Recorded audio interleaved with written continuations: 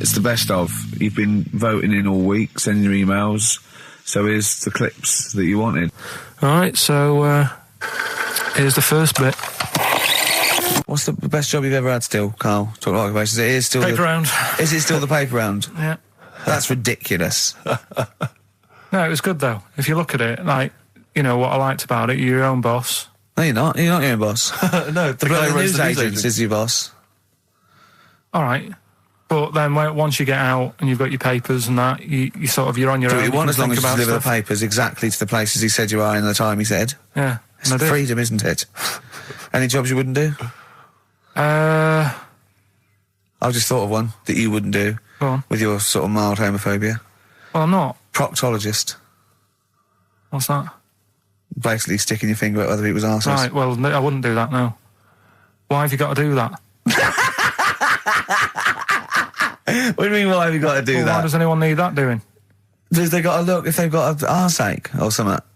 Which trainee doctor makes that their speciality? Do you know what I mean? That must be, right, we got a place for proctologists, and it's you, Meadows. You came last. Oh, seriously, what? I'm not the arse doctor, am I? Yeah, you came last. Oh, I'm a bum GP, I can't believe it. Yeah, you got to, I can't believe this. Yeah. I remember, I was on I don't know if this is alright to talk about. I mean, it happened, so, you know, not worried It's about all right to talk about. Everything's all right to talk about. But I was on the train, right, coming from Manchester back to London, right? Yeah. And got on it was like a Friday night, and it was heaving, you know, like the last train is and all that, and absolutely chocker, right? Yeah. So I'm walking through the carriages thinking, oh, is there any seats anyway? Anyway, everyone's like, it's heaving, right? It's people stood up in the doorways, you can't get in the toilet and all that. There's not going to be any chair knocking about, you know, so walking through, and anyway, I see this one empty chair sort of in front of me, right? I think, oh, why ain't anyone sat there, right? I'll just rush to that, get to that, I'll get myself a seat, plonk myself down, right, and sort of turn round, you know, see who I'm facing, you know, see who you're sort of having a chat with. Little fella there, right?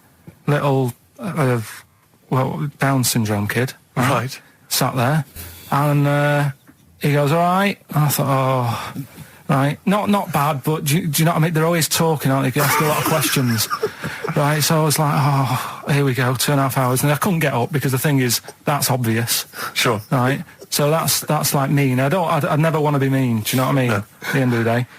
So anyway, so I think, I know, I'll go to sleep. Clever. Right, so I shut my eyes, and he leaves me alone, all that. So then, my phone goes, and I think, right, what do I do? Do I ignore it? Or do I open my eyes and see what it is? Anyway, I open my eyes, it's Ricky calling about something. About nothing, probably, actually, thinking about it. It wasn't even worth answering, right? So anyway, but I'm awake then, aren't I? So he's like, hello? And I'm like, all right, mate. And he says, you're muscly. You're right. Oh, God! And I said, yeah. And he goes, you know, why? So I said, no, just am. It's, again, stressing me out, because I was thinking, why am I muscly? I don't go to the gym. And, you know, I mean, I'm not muscly, I'm in good shape and that. Well. So then he wants an arm wrestle. On a crammed train from Manchester. So I've got another hour and a half of this. When you talk back, he'd soon have got up and left. If you'd have started asking him questions, he'd have got up and left with the drivel you come out with. So anyway, do you know when you're under pressure, you're thinking, well, he's said that I'm muscly, right? So do I do it or not? And there's people watching, you know, not joining in, not sort of having a laugh and that with me, just like watching but pretending they're not. Oh, and I'm God. at one of those table seats, and he kept saying, come on, I want to arm wrestle. So, and he was getting loud, and I thought, I best just have an arm wrestle. What do you mean? I best just have an arm wrestle? What do you mean? Get it over and done with. I had to... if he's going to keep asking, I had another hour and a half on the train. Oh, God. So anyway... Oh, my God. I'm thinking who won. Well, I'm thinking, were people putting bets on? How was it working? It was stopped, and just as well, really. What do you mean it was stopped? Was it game? No, he was winning, I was struggling a bit, right? Yeah. And he was really, like, you know, taking my arm down, and then he sort of let go and started laughing. And I thought, thank God he let go, because I would have made, you know what I mean? If I lost that, everyone's in the train looking, and all the rest of it. it's suddenly serious to him. He's got to win this. Pilkington. But then he just, then we were chatting about favourite food and that. He likes sausages. And I said, he said, do you like sausages? I said, yeah, they're all right. I like a bit of Chinese and that as well. And he was saying, I can't have Chinese. Not allowed Chinese. Why? Don't know. He just said, it's not allowed to have it. But yeah, I had a good long chat about stuff and that. But so you enjoyed it in the end? In the end, it was all right. Yeah, it's just. What do you expect? Okay. No, but it's that thing, isn't it? It's whenever you're faced with something different, it's always awkward, isn't it? And that's the thing. You're talking about him now, are you? And I think I did all right because everyone else was ignoring him, but I probably made his day pretty good. Yeah. We were a nice bloke. I like the idea that newlywed couple are probably thinking that's going to be a similar journey down to Cornwall. Karl Pilkington in the chair now. The talked about the acclaimed Educating Ricky. Right. Well, just in case anyone's new, doesn't normally listen. Yeah. Basically, I'm educating Ricky. Yeah. Do a bit of research in a week, find stuff, news, history, anything that's interesting. 3 stories. I give them a nice little headline. You take your pick. Yeah. Between now and 3, you're going to learn 3 things. Yeah? Yeah. So, the headlines are, I'll be no buying one of them. Give us that again. I'll be no buying one of them. Nice, okay. Yeah. We've also got hippopotamus. Okay. Okay. And can you believe it? Can you believe it? Well, I'm going to go with hippopotamus. Hippopotamus? Hippopotamus. Right, well, this one, it's... I'm not going to take the credit here. I heard Christian talking about this on breakfast, right? Because it's a good story that happened. Basically, I don't know if I told you about it last week when we were having our spaghetti, but I think you did. Right, I know what it is. I know what this is. Okay, I've not heard this. Right, there's a little midget. Right, there's a circus. I'm loving it already. Circus going on somewhere. I think it was in America. Yeah. And is that present day or old times? I'm talking like in the last 3 weeks. Okay. Right, little midget. Circus, really packed out show. People are loving it. Right, Steve, you're asked the same question I did. I know. So there's a little midget jumping up and down on a trampoline. That's what circus is. Right. I pay good money to see it. So everyone's clapping and he's getting carried away. Because he can't believe they're loving it. I didn't know they'd like a little person on a trampoline, but they love me. But you know what it's like when, if there's a crowd of people sort of encouraging you to sort of go higher and stuff. Yeah. And I'm sure he knew it was getting out of hand. But he was jumping and he was coming down the road going higher and he's going really high in the air, right? So he's doing this, crowd are clapping. There's a hippo, right, just sat next to the trampoline, getting ready to come on and do his act. Oh, right, I thought he was in the audience. There's a hippo getting ready to do his act, Steve. Yeah. So he's a ventriloquist. What do you mean he's sitting by the trampoline waiting to do his act? Because why does he sit in the dressing room and they go, 5 minutes, Mr. Muss, 5 minutes, Mr. Muss. So anyway, right, so the hippo's there. He's getting annoyed, is he? Because the midget... He's going, how can I follow this? This is really annoying. They're going to be, no. So he's thinking, he's already done the trampoline, my pogo stick out, he's never going to work. Yeah, go on. So there's a hippo waiting. See, it's a great story, and I just know he embellishes it or it gets slightly wrong. Go on. So there's a midget jumping up and down. The hippo's getting annoyed. The crowd are going mad. The midget's loving it. Can't believe his luck. Although you think he probably knows he's dicing with danger. Yeah. So next thing you know, they're all saying higher. He gives it one big, heavy sort of landing on the trampoline. Goes really high, but goes off at a funny angle. Oh, hypotenuse. Okay. Yeah. And sort of flies off. Hypotenuse! Sure. Flies off at a funny angle. Ooh, Hippo's there, swallows him whole. Crowd are clapping, thinking that's why the hippo was waiting there. Rubbish. Rubbish. It's not rubbish, though. But no, maybe there was an accident in a circus with a midget and a hippo, but at no point was this hippo waiting to go on, going, come on. The midget flew off at hypotenuse and landed in the hippo's mouth and was swallowed whole. This is what you embellish it. That is great. And what's I that? have to say, though, Rick, when I heard midget, trampoline, hippopotamus, I was thinking accident waiting to happen. Yeah. So... Yeah, maybe. I mean, it is that you should never put those three together. Never. It's a recipe for disaster. Everyone textbook. knows that. Midget, trampoline, hippopotamus. Are you mental? You're asking for trouble. Well, you know, when he told me it, he said, and the midget, he didn't mention the hippopotamus, and he said the midget went on, and soon he fell off, and the hippo ate him. And I said, sorry, what was the hippo doing there? He went, it's a circus. I've never heard of a circus having a hippo. What do hippos do? What can they do? You can't train them, can you? What do you... Aren't they, like, very deadly? They're huge, aren't they? You can't have a hippo in a circus. are you sure? You're not thinking of Zippo? He's neither clown. Yeah. No, and it wasn't some sort of where Zippo was eating a midget and it's some sort of horrible sexual act. No, it was definitely. I heard it on breakfast, right? Oh, okay, sorry. No, it's definitely fact. Yeah, okay, right, okay, good. XFM 104.9. We're not here. It is a bit like being Dennis Norden, playing some great moments from the show. I was just imagining Dennis Norden one day, sort of just like waking up out of his stupor. He's doing this, and he'd go into the producer and go, I've just seen a couple of my programmes. I just saw It'll Be Right on the Night 18. It's shit. It is terrible. Why didn't someone tell me? Well, we didn't want to upset you because, but I've been doing it way too long. Well, you can just let me go on forever. Well, until you died, yeah. Well, why can't my son take over? Well, he's 80, Dennis. And the jokes I'm doing, they're awful. Why have I got that clipboard? I've written these jokes, they're not funny. There's an audience, they're laughing. What are they laughing They're not at? laughing, they're not laughing, that's canned laughter. Who are those audience? Who goes to an audience for It'll Be Right on the Night? A lot of them are older than you. It can't be right. Do you know we have 15% fatality in one of your audiences? But I went home at Christmas, I watched one of the episodes, I was with my family and friends, I said, watch this, you'll love it.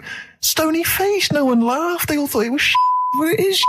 Well, why didn't you tell me earlier? We didn't want to hurt your feelings. You're an old man. You may be upward of 102. I didn't realise. Yeah. I noticed the other day when Karl was sitting on your knee having his picture taken. It's a long story, right? He's got a completely spherical head. It's slightly too small. I'm not being funny because, I'm not perfect. But he's got a completely spherical little head. He looks a little bit like a baby hamburger. You know Hamburger off McDonald's? Sure. He looks like a little baby hamburger. And it's sort of quite put upon. Suzanne thinks I look like that thing in that Dulux advert. Do you know when the woman pulls the head off that? That little plasticine morph type and then they creature. make a new head for it. And it's like a little head. Really? And that's your girlfriend saying it. I know. I'm getting excited now because we've had loads of calls and emails, not only backing me up, but going a little bit further. Apparently, Johnny Mango called in again. He's become our sort of official researcher on this show. There is evidence that Queen Victoria in Balmoral, with a young house guest, Winston Churchill, used to consume cocaine-filled lozenges. So there you go. Also, MDMA was a precursor of sort of ecstasy, a derivative, and that was big in the day, giving soldiers, a little pick-me-up. So it's not so mad, is it? It sort of Winston makes Churchill sense taking cocaine, because is he it? was into his speeches and that, and they say that coke gives you sort of, the balls to stand up and say like. Not that that's a good thing. And No, it's not. No. Definitely not. No. Right? But it apparently makes you confident, doesn't it? So you can stand up and say, we're going to fight them on the beaches. Yeah. And all that. And sound like you mean it. It's exactly, yeah. When he was sort of like, a little bit pissed up with his cigar on, coked off his tits, he wanted to fight. He didn't care where it was. He'd fight on a beach. He didn't care. He didn't care if he got sand in his new trainers. Exactly. He was boozed up. Yeah. You want to fight. Yeah. That's why he was coming hard. He was very much, you got to think of him as the Liam Gallagher of his day. Yeah. Oh, dear. Bad. Are we allowed to talk about this? I mean, I don't mean in terms of referencing drugs, but are we allowed to? Is this like libelous to Winston Churchill? One, you can't libel the dead. Yeah, but two, is a that lot only in America? I'm asking, and we're not saying, you know. Two, I think you'd probably going to do also a fair comment. Three, we say we were joking. Yeah. 4, it's a satire. Yeah. 5, we love him. 5, we're not condoning drugs in any way. 6, this is Dermot O'Leary's show. I didn't have a go at him anyway. I said he's all right. If there's any law against Rasputin, we might be in trouble. Law against Rasputin. You did willfully Rasputin.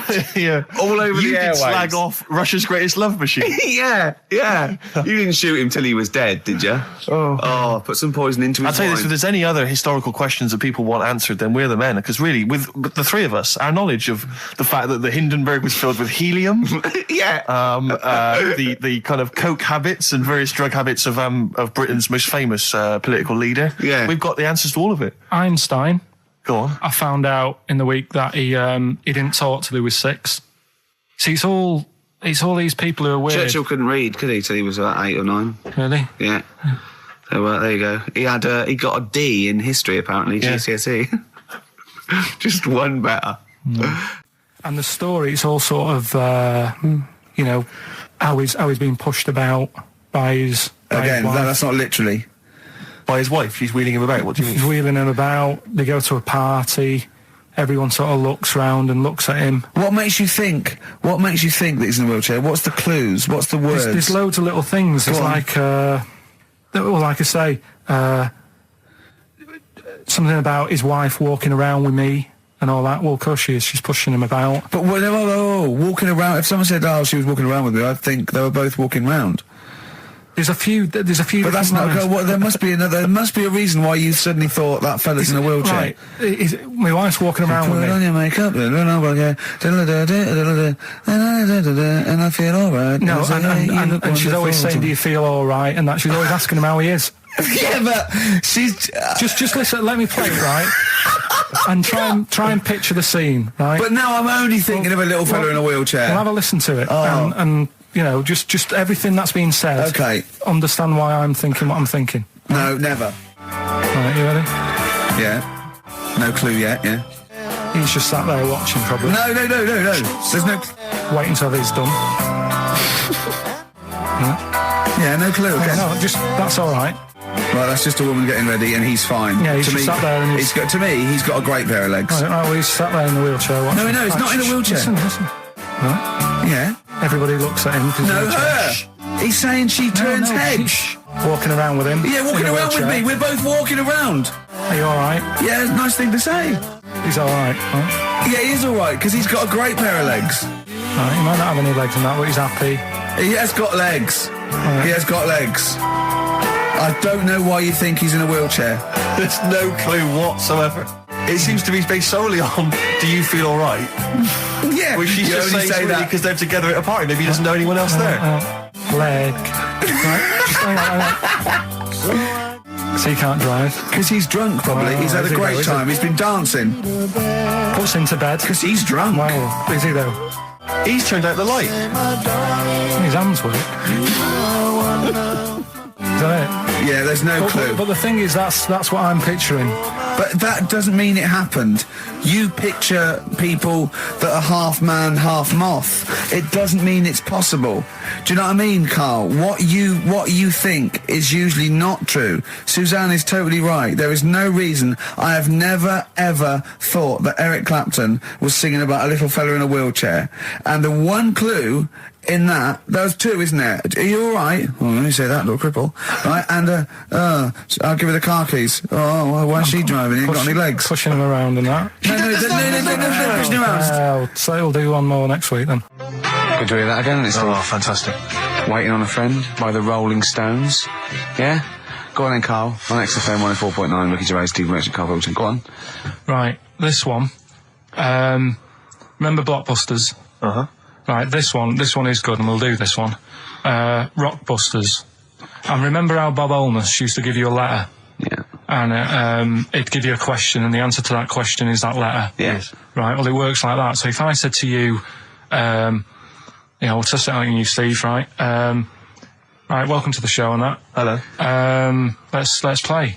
right? And I say, right, your first one is W. Mm-hmm. And the cryptic clue, because it's done like crosswords. Okay. So not quite like Blockbusters. Well, this young man prepared for his death. And it's a W, so the answer. And it's not always going to be like our sort of music, it can be any sort of music that's out there. So the W is the name of the answer. I understand that, but is the answer always the band name, or is it? Yeah. It's always the band name, is it, or the artist? Yeah. And so would the W be the surname, or would you have both the initials if it was someone's name? Would Elvis Presley be EP? Don't get annoyed, no. Carl. These are questions that I knew would be asked. I know because he tested it on me. So you've got to tell them. We need to know point. the rules. If it was Elvis, I'd probably do E. No. Give him the answer. Give him the Right, answer. did you hear the clue? No, give me the clue again then. So the letter is It W. is a cryptic clue. It's The clue's W. fine. Listen, but- and the go on. clue is, this young man prepared for his death. This young man prepared for his death. Yeah. This young man prepared for his death. And it's a W. And it's his first name. That's what he needs Well, to see, know. that's the Yeah, but I don't... Well, shouldn't we have the initials? Wouldn't that make it easier? I mean, Yeah, wouldn't- but they didn't do that on Blockbusters. It just had one letter. No, they did if it was if. The gold one they often had us for 3 or 4. Did they? Letters, yeah. But it was normally just one word. It wouldn't have been a name or something. All right, then. W. W-Y. W-Y. Will Young. Excellent. I Right, didn't so understand it. What was this the young clue? Will man, prepared for this young man. So he's sort of mixed sort of cryptic. Yeah. But I mean, you know, it's a good effort. That's better than usual. No, it's that is better than It's not usual. bad, is it? So do you want to play? Let's play Rockbusters. Yeah, Rockbusters. All right. Sam, Hello. is it sounding all right today? It is. It's just about. All right. Cheers. Sounds worse. Right. Then. Good. Well, And so we've got Sam on the line. Who else have we got there? so we've got Tim as well, haven't we? Hello. All right, Tim. Tim and Sam. Right, You sound quite similar, lads. Could one of you affect an accent or something? Which one's Tim? Yeah, it's me. Okay, which one's Sam? It's Sam. No, slightly deeper. Bit Slightly deeper, deeper. yeah. Sam, And they're not against the clock anyway, are they? So it doesn't really matter. I suppose not. So I think Steve just wanted a bit of variety. Okay. you understand the rule, lads? Could you explain them to us? Right, play it. Okay. Hang on, wait. Well, let me explain because I mean, life is too short. Now, Carl's going to read out, say 3 clues, yeah, and just shout your own name and answer it, or shout the answer. Shout your own name, then the answer if you know it. And it's the person who gets the most right. Okay. Is that all right? Yeah. Yeah. So, Here we go then. okay then. So Shouldn't it be the first to 3? Well, yeah, but then he hasn't got. Yeah, I've got enough. It's fine. You've got enough clues for that. Right then, here we go. Welcome to the show. oh God. Right, the first initials, S-T, right? Is that right? S-T. Well, I don't know. We don't know, do we? How do we know? Here we go, S-T, and the cryptic clue is better than the average homeless person. Okay? Sorry, I think is that a band? Yeah. Is it an old band? Yeah. I think that's one word. Alright then, S. S, it's an old 70s band. Better than the average homeless person. Tim? Go on. Supertramp. Yes. Supertramp Well it done. is. Yeah. Well done, 1 point to I have you, no idea Tim. why that's right, by the way. You don't understand why it's right? He's a super tramp. Oh, right. Better than the average homeless cryptic, person. Yeah. Yeah, cryptic. Yeah. Okay, second one. Come on, Sam, you got That's actually quite good for Carl. Trust me, Tim. Take that as a good clue. Because, yeah, okay. We won't do this again. Wait, 1-0 Right, to here we Tim. go. Right. F. The letter is F. That's the next one we're moving on to. And the cryptic clue is, the little girl is hungry. What shall we do? The S or F? I've got it. F. F. Ready. Sam. Peter. Yes, 1-1. Feed her. He's pulled out of the Feed her. Yeah. Feed her. Okay. Yeah. So that's 1 each. So this is the decider, isn't it? Wait a minute, ITV are on the phone. Well, you said first to 3, so no, it's not, is it? That's what I said. Just do the 3 clues and who gets the most. Okay, well, we can do that now. So, here we go. I love this. This is rubbish. Go on. So here's the last one. The initials are AK, right? And the cryptic clue is exploding pet. Shout out your name if you know it. Last orders at the bar, please. Last orders at the bar. Exploding pet. AK. You're tuned to XFM 104.9, Karl Pilkington's quiz, Rockbusters. The format is still available. The highest bidder, please give us a call, or you can email ricky.gervais@xfm.co.uk. Is it a band or a singer? I'll give you a bit more of a clue. It's a pop band. Okay, we wouldn't. Sam. Tommy Kissam. Yes. Hey. Oh, this is amazing radio. So who was that won? That was Sam who won. So it's 2-1 to Sam. So he wins. What does he win, Carl? He wins some CDs and some videos. No, he's got obviously now, Sam, if you're ready, take the spot. You're going to do the gold run. Away you go, Carl. I haven't got any more. You're a fool. Right, stay on the line. We're giving both some presents. Play a record for. Rick, I'm going to shoot off.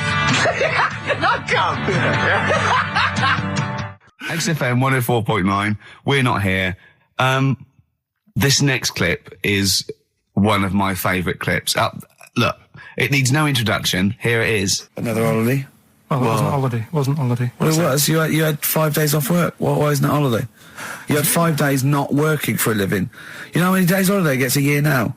29. Oh, that's more than teachers, isn't it? It makes me sick. It makes me sick. Well, I know the kind of hours you work, Rick. It's mad. I mean, if you're not in work by midday, you're furious. No, but I mean, I'm always... 29's normal for the normal working person. Yeah, but, you know... And anyway, it wasn't a proper holiday. I went to see my mum and dad. It's nice to see them and everything, but it's not holiday, is it? Why? It's not going away. It's not getting on a plane, is it? Going away. Oh, is that definitely a holiday? What happened before 1950? I don't know. People used to go... Yeah, exactly. People used to go to Blackpool or Brighton. That was holiday. Yeah, but I didn't Where did you go? I went to Wales. There you go. Lovely holiday. Lovely holiday. Have a holiday in Wales. That's what they say, innit? Come to Wales and have a holiday. That's what they say, innit? So come to Wales and meet your parents. Come to Wales and have a lovely holiday. Right. Well, anyway, it was good and that. It's always good to see him. Right? Yeah. But week off work. Do you know? Like my mum likes gnomes and stuff. Yeah. Right. Of course she does. She's lived with one for 30 years. She said, get your dad to take us to this park where they've got 6-foot gnomes and stuff, right? Have a walk about. Sounds like a nightmare. Yeah. Sounds like a living nightmare. Keep an eye on Carl. So anyway, he stood still for 2 minutes. Someone bought him. No. You can't buy them and that. It's like a little exhibition thing, yeah. Right? And it's part of a hall, right? This big hall that you have to pay to get in. But we didn't want to see the hall. I just wanted to see the gnomes. Of course you did, yeah. So anyway, my dad says, yeah, well, we can get in there for free. Of course he did. Clever. Right? So we parked up on this little country lane, right? No one about. We How much down, did it go in? Like £2? About £3 each. Yeah. But he said, well, yeah, but if you don't have to pay, do you know what I mean? You enjoy it even more, don't you, when you're walking about and you're thinking, I've got this £3 in my pocket, no one's having it. Yeah. Right? No, looking over shoulder for a bloke with a peak hat saying, can I see your ticket, please? I wouldn't enjoy it more, no. Go on. Yeah, but you don't worry about it, do you? You got a bit of money now then, Rick. You've changed. So anyway, so we had to walk across about 4 fields. For £3? Right? And what happened was, we're walking through all these fields and what have you, big grass and muddy bits and all that, because it'd been raining, and climbing over fences and stuff. And we're in this field, right? And I look to my right, and there's about 30 cows all staring at us, right? And Suzanne started to panic a bit. She said, we shouldn't be here. Dad says, of course we can. We're allowed to go wherever we want. You know, all this land, it's ramblers' rights and all that stuff. Yeah. And take a cow if you want, unattended. Serves him right for leaving him in the field unattended. I'm having one. Yeah. And keep us fed for a week. Anyway, these cows start surrounding us. Surrounding us. Oh, brilliant. Oh, no. Face off. And Suzanne's panicking, going, this isn't right. We're not going to make it to the fence in time. They're moving faster than us, and they started sort of running a bit. Wow. And it's like some kind of bovine West Side Story. A gang of cows coming at you. Don't worry about it and stuff. But my dad had to sort of stand there and wave a stick at him. Of course. And we got away, but Suzanne was having a bit of a sweat on. Got away. Saying, we could have got killed. Sure. And my dad saying, nah, it never happens.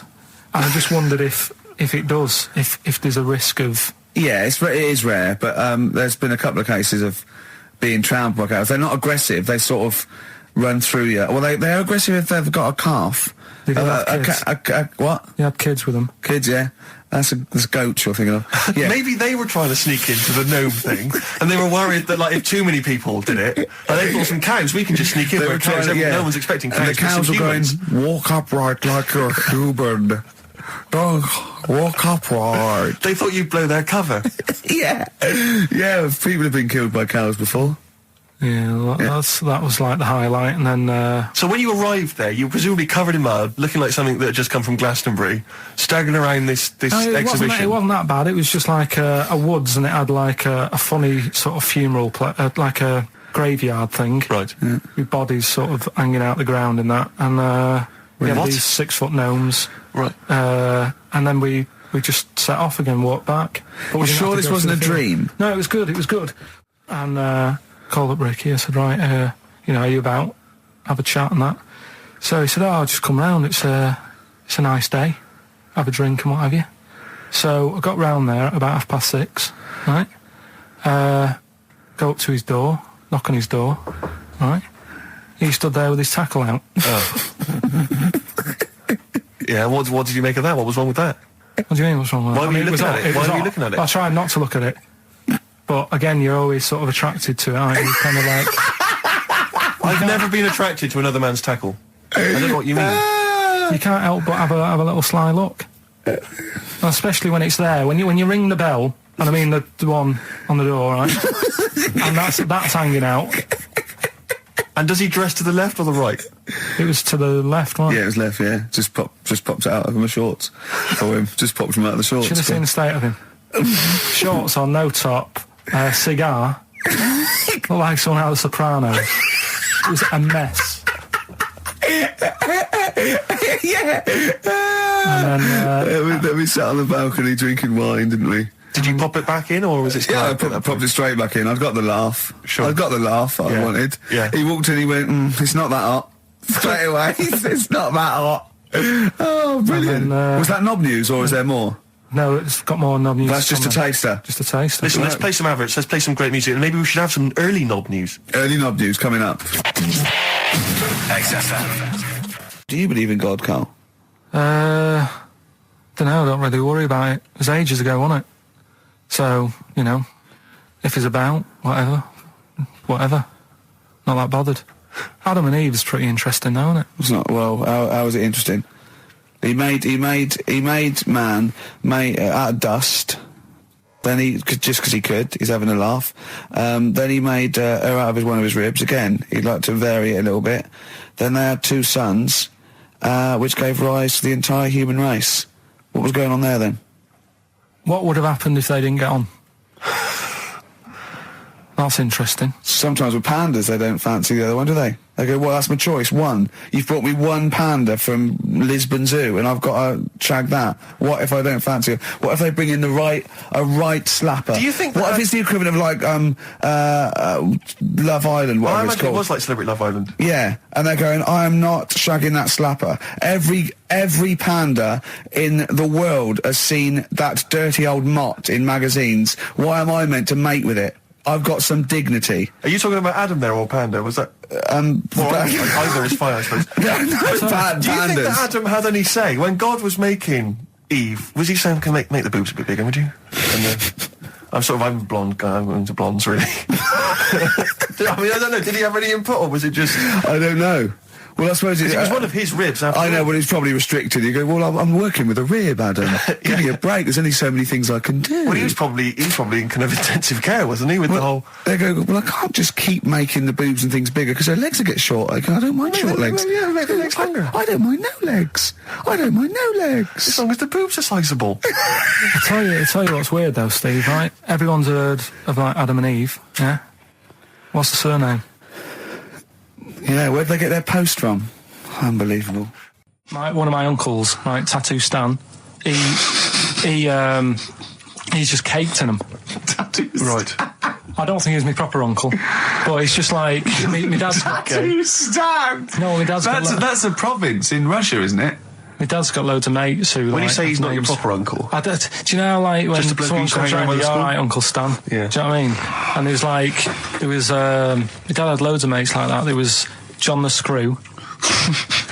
Right. So he either works in a prison or he likes to have sex. Cabbie. Cab driver. Okay. There was Jimmy the Hat. I don't know where he Jimmy did. the Hat. Yeah. And, Did he wear a hat? No. No. There was Fred the Veg. You sure he wasn't a relative? Sorry. Fred the Veg used to get us like big bags of potatoes and that. Fred Veg, okay. And there was Tattoo Stan. Right. And he was just caked in them. And I used to always look at him thinking, why have you done that? I must have only been like, 6 I or suppose 7. if you're born with a name like Tattoo Stan, Exactly. you're destined, aren't you, were really? they like a 1950s gang? I'm worried just about... like- I'm worried Who were doing about... a bank job? What was his name? The Hat? What was his name? Jimmy the Hat. I'm worried about Jimmy the Hat. Yeah. Not having a hat. I don't understand Are it. you sure he didn't have a hat? Not when I met him. Did he ever wear a hat? I didn't see him that much. Do you think it was a joke, like, when your mate's sort of like, 8 foot and huge, you call him Little John or Tiny? Do you think... Well, the fact that he never wore Yeah, a they hat. went, hold on, I've noticed something about Jim. Go on. No hat. And I go, oh, true, let's call him Jim the Hat. Jimmy the Hat, yeah. But me Uncle Stan, he had like loads of them. He did them himself. Oh dear. And it was always that thing. God. What was it things like? It was, he had like the cross. cut here, Cut one here, on made the in neck. Britain. And if you're going to do them yourself, I'd say at least make sure you're sort of a good drawer. Yeah. And don't do it in the mirror so it comes out backwards. Well, that was the other thing. But like, I remember he did. Names are all right. He had like all his kids' names down his arm. And, what are they called? Yeah. oh, God, it's Tattoo Stan Jr. Yeah. and Paul shits the bed. I'm trying to. Oh, Wabbai Kate. yeah. But he had. Frankie never amounts to anything. Oh, God. So he had like. Johnny, I don't think he's mine. So he did all this. I don't even know why I'm telling you about tattoos. No, nor do I, Carl. 50 Cent in the club on XFM 104.9. We're playing our favourite singles of the year. Yep. And we're looking back over some of our favourite clips of the year. Embrace.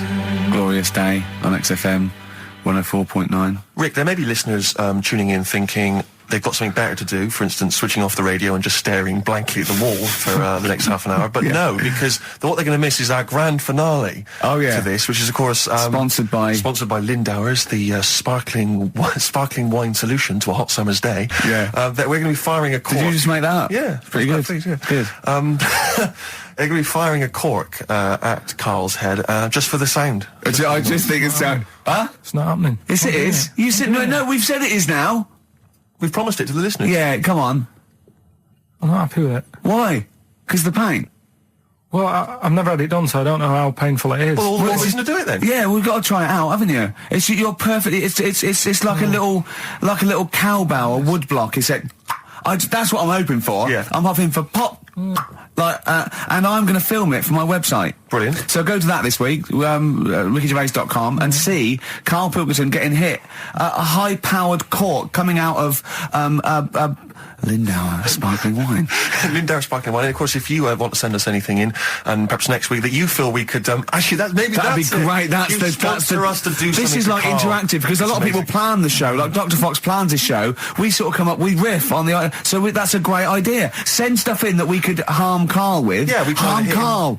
Harm Carl. We do a jingle. Harm Carl. I've always wanted one of those George Foreman grills. I've always wanted one of them. I know, but that's too much, isn't it? We could. What if we just pressed his head inside it? We'd have to put it on. No, put it on. See, yeah. Just squeeze his head inside it. I've got to do that thing with a tea towel one day. You know that thing I did with a tea towel? You put a tea towel around his head, right, tie it. I put a wooden spoon in, and you only have to turn it like a couple of inches, and it kills you, doesn't it?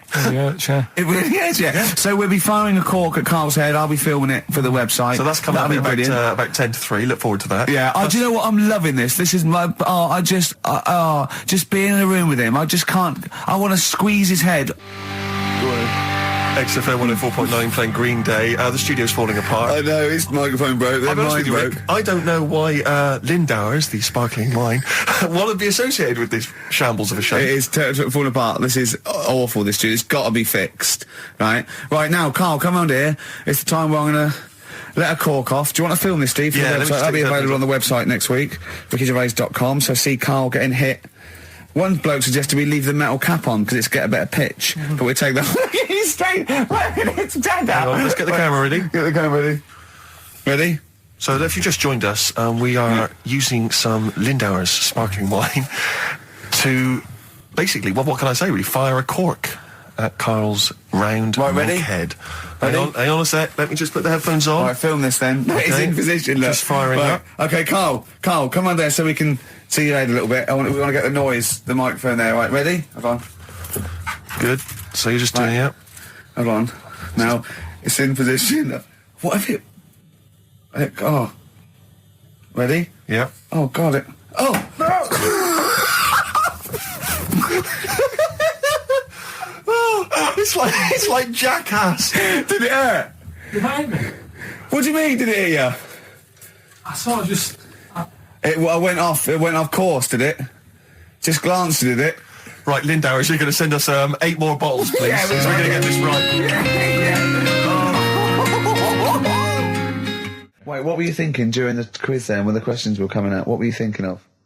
Well, what it was, right, just before the quiz started, I had to go to the toilet, right, because the rule is, right, people who don't go to it, once it starts, phones off, yeah, no you more can't leave toilet. the room, They yeah. take it dead serious, don't they, right? Yeah. So, I went to the toilet. Now, I'm not being out of order here, it just got me thinking, right? I went to the toilet, the gay fella in there, right? There was a gay fella in there. Gay fella in the toilet. Now, How could you tell? How did you know? just typical, everything about it, right? Everything about it, right, yeah. Oh. What, Just large what- handlebar moustache, What- leather what- cap. Butt plugs, amyl nitrate. Could I just say that these views do not reflect the views of the management of XFM or me and Steve. Or Go on, most Karl. of the people in this country. On Go you on, Karl. What's your problem? Yeah, but this is what I'm worried about, really. But this is why I only got Danny Minogue right, right? Because this was floating around my mind. Went She's to a the big toilet. gay icon, Now, isn't she? going to the toilet, they have like men's cubicle and they have women's cubicle. Yeah. Mm. Now, without sounding out of order, is it wrong for me to think gay men should have their own little cubicle? Call in. They should have their own... Well, not cubicle, you mean an actual toilet, I suppose. When I was at the urinal, Yeah. normally, there's a fella there and then you go, all right. And there's no pressure. But I couldn't go. I was thinking, should I wait? If I go into the toilet, it'll look obvious. Yeah. I had loads of pressure and But this was what were going you on. worried I'm so about? sorry. What were I'm you so concerned sorry, about? viewers. I'm so Well, sorry. it's like, right, listen, when I was a kid, right, and it's all right for you to go into women's toilets when you're a kid, it's like, oh, it's a bit cute, Yeah. right, as long as you're not, like, over 15 or something, right? Right. But when I was a kid, I went into a toilet, and women, when they use their little cubicles, they don't shut the door. Some of them just sit down on the toilet, Yeah. right, and you see everything. And, no, seriously, that's probably one of the first times I saw, like, a woman. Yeah. That, right, and my Auntie Nora when she was staying over. What happened with your Auntie Nora? She was, she's into wearing caftans. Into wearing what? Caftans. Oh, yeah. What are caftans? Big, bellowy sort of dresses. Right. And, yeah, I used to sit on the floor at home in front of the telly. Sure. She was on the chair behind. Yeah. She did a bit of a sort of a Sharon Stone scene. Oh, God. Yeah. Did you see it? There was no underwear. No. What age were you? What was it like? What age were It you? was like a ripped tennis ball. What? Right, we're off air. We're off air. Either that or put us in for the Sonys. Okay, what's the next one? What's the educating Well, Ricky? I don't know. See, like I say, I was looking around and there's stuff that is interesting. Right, I was looking on the web. But there's no point. Well, it's just that I found one about What's the point? about a lad who 8 years old, Yeah. but he's still breastfed. Now, I don't know if you can get anything out of that. Is that what his mum said?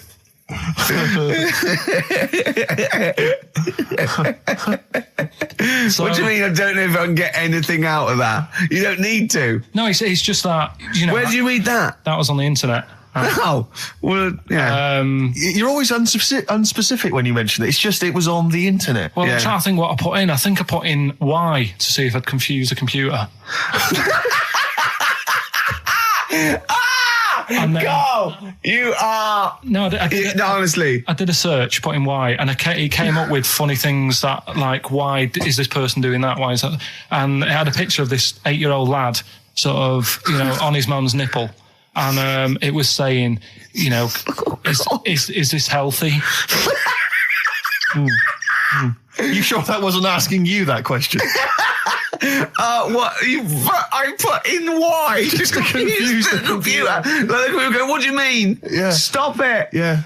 Oh, look, yeah. Last week, I was walking home with him, and I went, he was saying something stupid, and I went, I've got a competition for next week. Let's do a phone-in, and it's called Karl Pilkington, Genius or Fool. Yeah. Right? And he went, No. I went, why not? He went, well, it'd be confusing because they say there's no difference between genius and being a fool. They do that, don't they? No, but it's rubbish. And people say there's a fine line between madness and genius. And, it's a ridiculous soundbite. They don't say there's a fine line between a genius and an idiot. Well, the people who do are idiots. Yeah. So what would you do there, though, just to sort of wrap that little thing up? What would you do? That lad loves his mum's milk. What are you asking me to come up with? No, I'm just... A title for the story? No. It's just what would you do? Right? What do you mean, what would I do? Well, it's causing a bit of a problem in the area, right? What area? In America, I think it was. Oh, America are a problem, are they? George Bush is worried about this kid who's breastfeeding at 8. Imagine it like this, right? Right. No, so, Carl, what are you asking me? About this spurious story you saw on the internet? I saw it on the internet. There's an 8-year-old lad, he likes his mum's milk, and it's saying, is this right? Should it No, be it's going not. on? But what What do you want Ricky to do about it? It's not his responsibility. Yeah. No, but the little town that he lives in, they're all causing an uproar, right?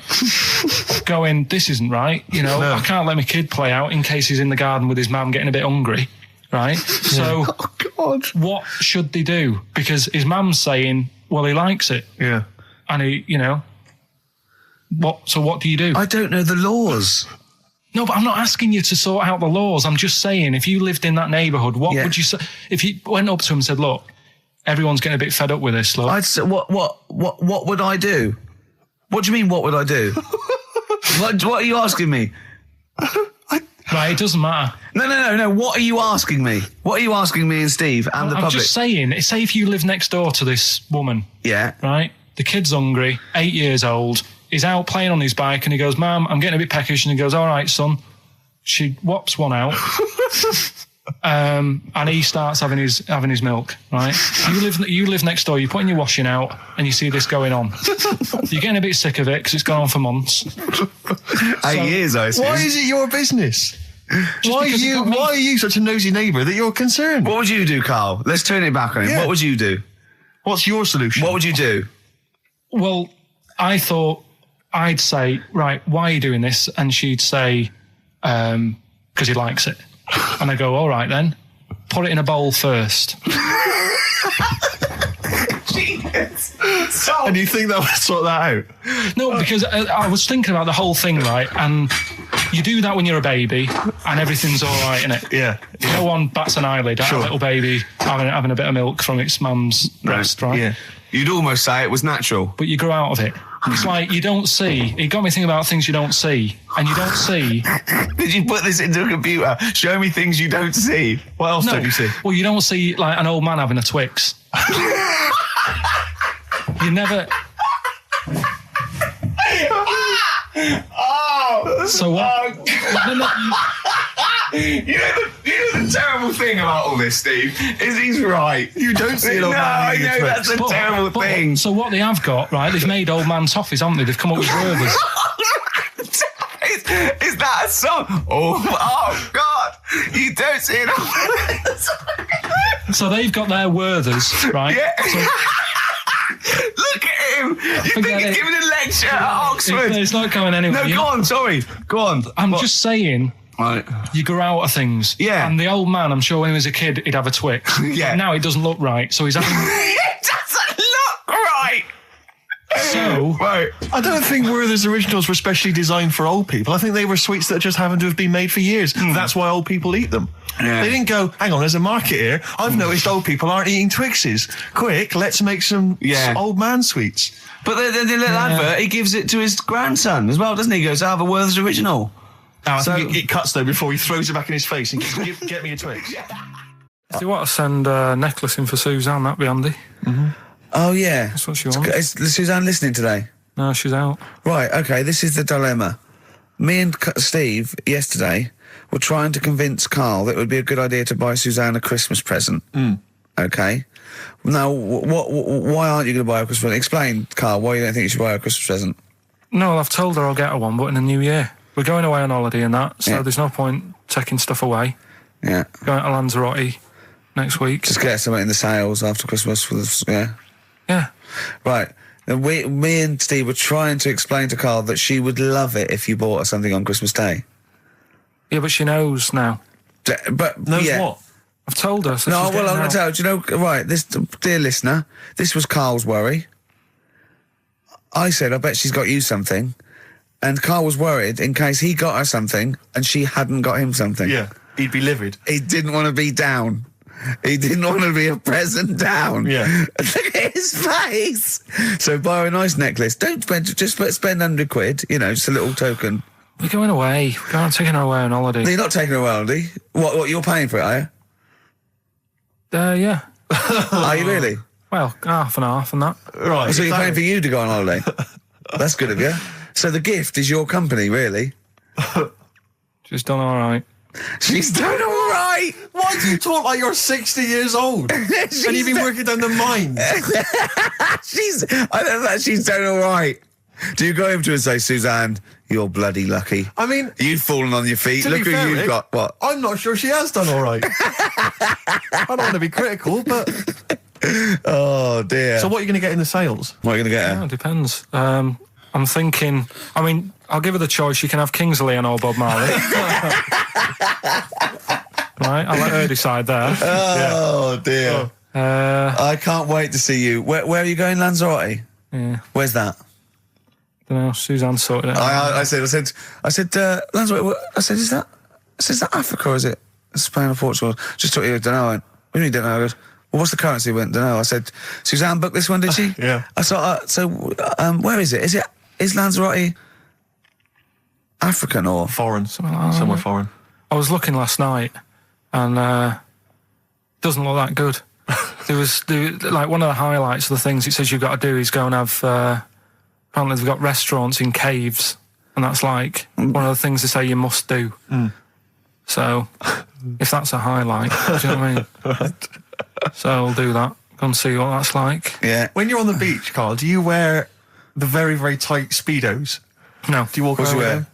them? Sort of longish shorts, Yeah. t-shirt on, probably with a sort of a light shirt on top of that. Right, sure. So quite wrapped up then. Covered up. Do you wear a hat? Because obviously the bald head, there's risk of sunburn.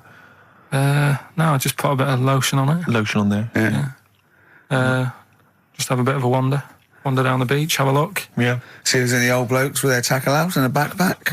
A lot to look forward to. So Yeah. well, there you go. Yeah. Well, we're looking forward to finding out how you get on. Yeah, I'll let you And know. Interested to know what she gives you on Christmas Day. Probably get More anything. scintillating chat after this next song. All right, bit of placebo. Yeah, love it. Special needs.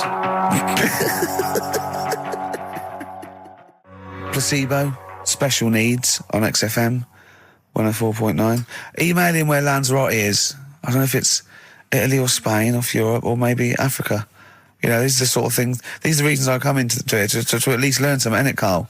We've stopped educating Ricky, so I've stopped learning, you know. Apparently Lanzarote is one of the Canary Islands. Oh, is it? Although we've also been told it's part of Spain.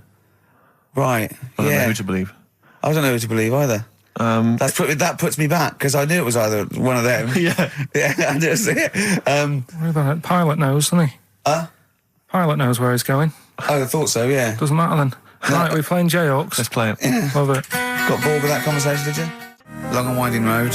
I love that, but I don't like the way McCartney sings here. There's just one, he goes, you leave me waiting here. Well, he's always got that slightly affected. But it sounds style, like doesn't it? Richard Burton or something, here. Yeah. But it's only one that does it, but I don't know why. I just think he likes it or wants to go back and change it. Maybe it's like... But having said that, you know, I'm not taking away from the Beatles, one of the best bands ever. Well, yeah, good luck to Brilliant songwriters. Oh, they do well. Yeah. We've had a lot of emails, Carl. I don't want to sort of put a dampener on your Christmas, but a lot of people have been slagging off Lanzarote. One of them just said, well, one of them, I don't know if I can find It is Canaria, isn't it? It's it is one of the Canaries, isn't it? It's a volcanic island covered in volcanic dust. It's very windy, so you have to dig a hole to sit in on the beach, and there's hardly anything to do. That's from Mike Godham, and he says, unless you like quad biking, well, you know, you've seen what happened to No, Ozzy don't Osbourne go this week, quad so don't do biking. that. Not with your little head. There's no protection at all, is there? I don't know what you're thinking. I don't know. At least Rick Mann and Ozzy had lots of hair. Yours would you'd be like Humpty Dumpty. It would crack like a little egg. And then we'd seen, there's no kings or kings horses. So, Yeah, well, they couldn't do the job anyway. No, if you we remember. shouldn't really send them. They're not really qualified. Horses not equipped to put send back an a egg medical man. man like Neil Fox in Yes. to mend But not eggs. some kind of military horse. I bet he's had the egg on his face a few times, hasn't he? What, Foxy? Yeah. Well, most of the series are Pop Idol. Right, Carl. Lanzarote, good or bad?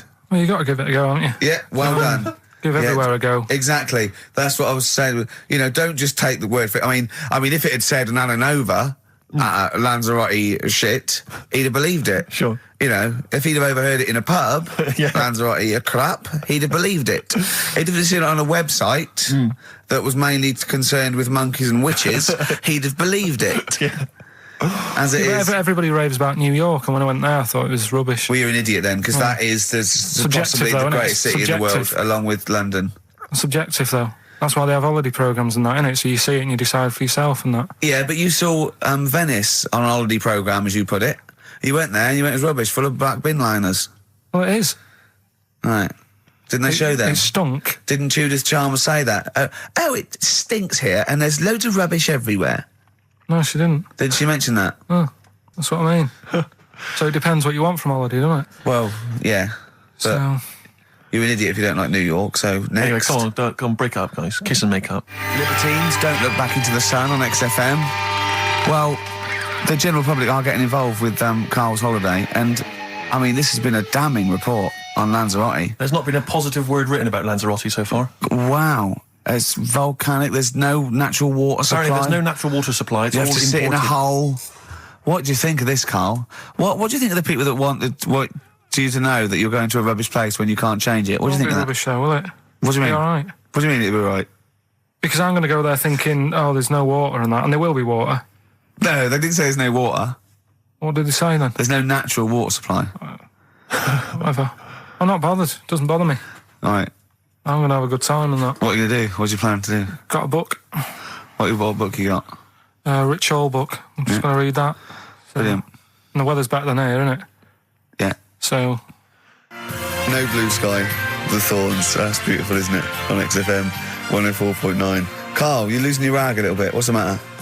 nothing, go on. See? What's the matter? No, what's the Well, matter with I've got Carl? something to cheer him up. Someone's emailed in, Emma's emailed in, she said that for those that know, those in the know, they referred to Lanzarote as Lanzagrotte. Brilliant. He's a bit fed up. He's got 2 CDs for Christmas from a company that's he's been with for 6 years. He's a little bit grumpy about having to answer the phones. He wouldn't go and make Steve another cup of tea immediately. Selfish. Yeah. Carl, what are you thinking? Nothing. Go on, what were you doing? Come on, Carl, you're getting paid for this. Project. Out. We'll take one of those CDs away. All right. What were we talking about? Letter to Hermione. David Bowie. Well, we've had the most convincing answer that it's about 290,000 actual words, but possibly 3 million in our vocabulary, using all jargon and scientific stuff and all that. Sure. 290,000. Still a lot, isn't it? It is a lot. We know so little, don't we? Apparently the average person has about 20,000 words in their is it? vocabulary Right. and uses maybe 2,000 a week. Really? Yeah. Carl, obviously, slightly bringing that average down. Carl, what do you think of that? Single figures. Doesn't matter, get by. Why have you got to use longer words messing about and that? Told you. That word about old, anti-dipuian or something. Just say old. That's a bit old, isn't it? That's a bit anti-Ian and that. What's the point? Yeah. Get to the point. Sure. Busy.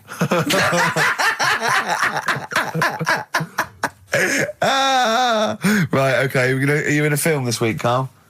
We're doing that now. Yeah, go on.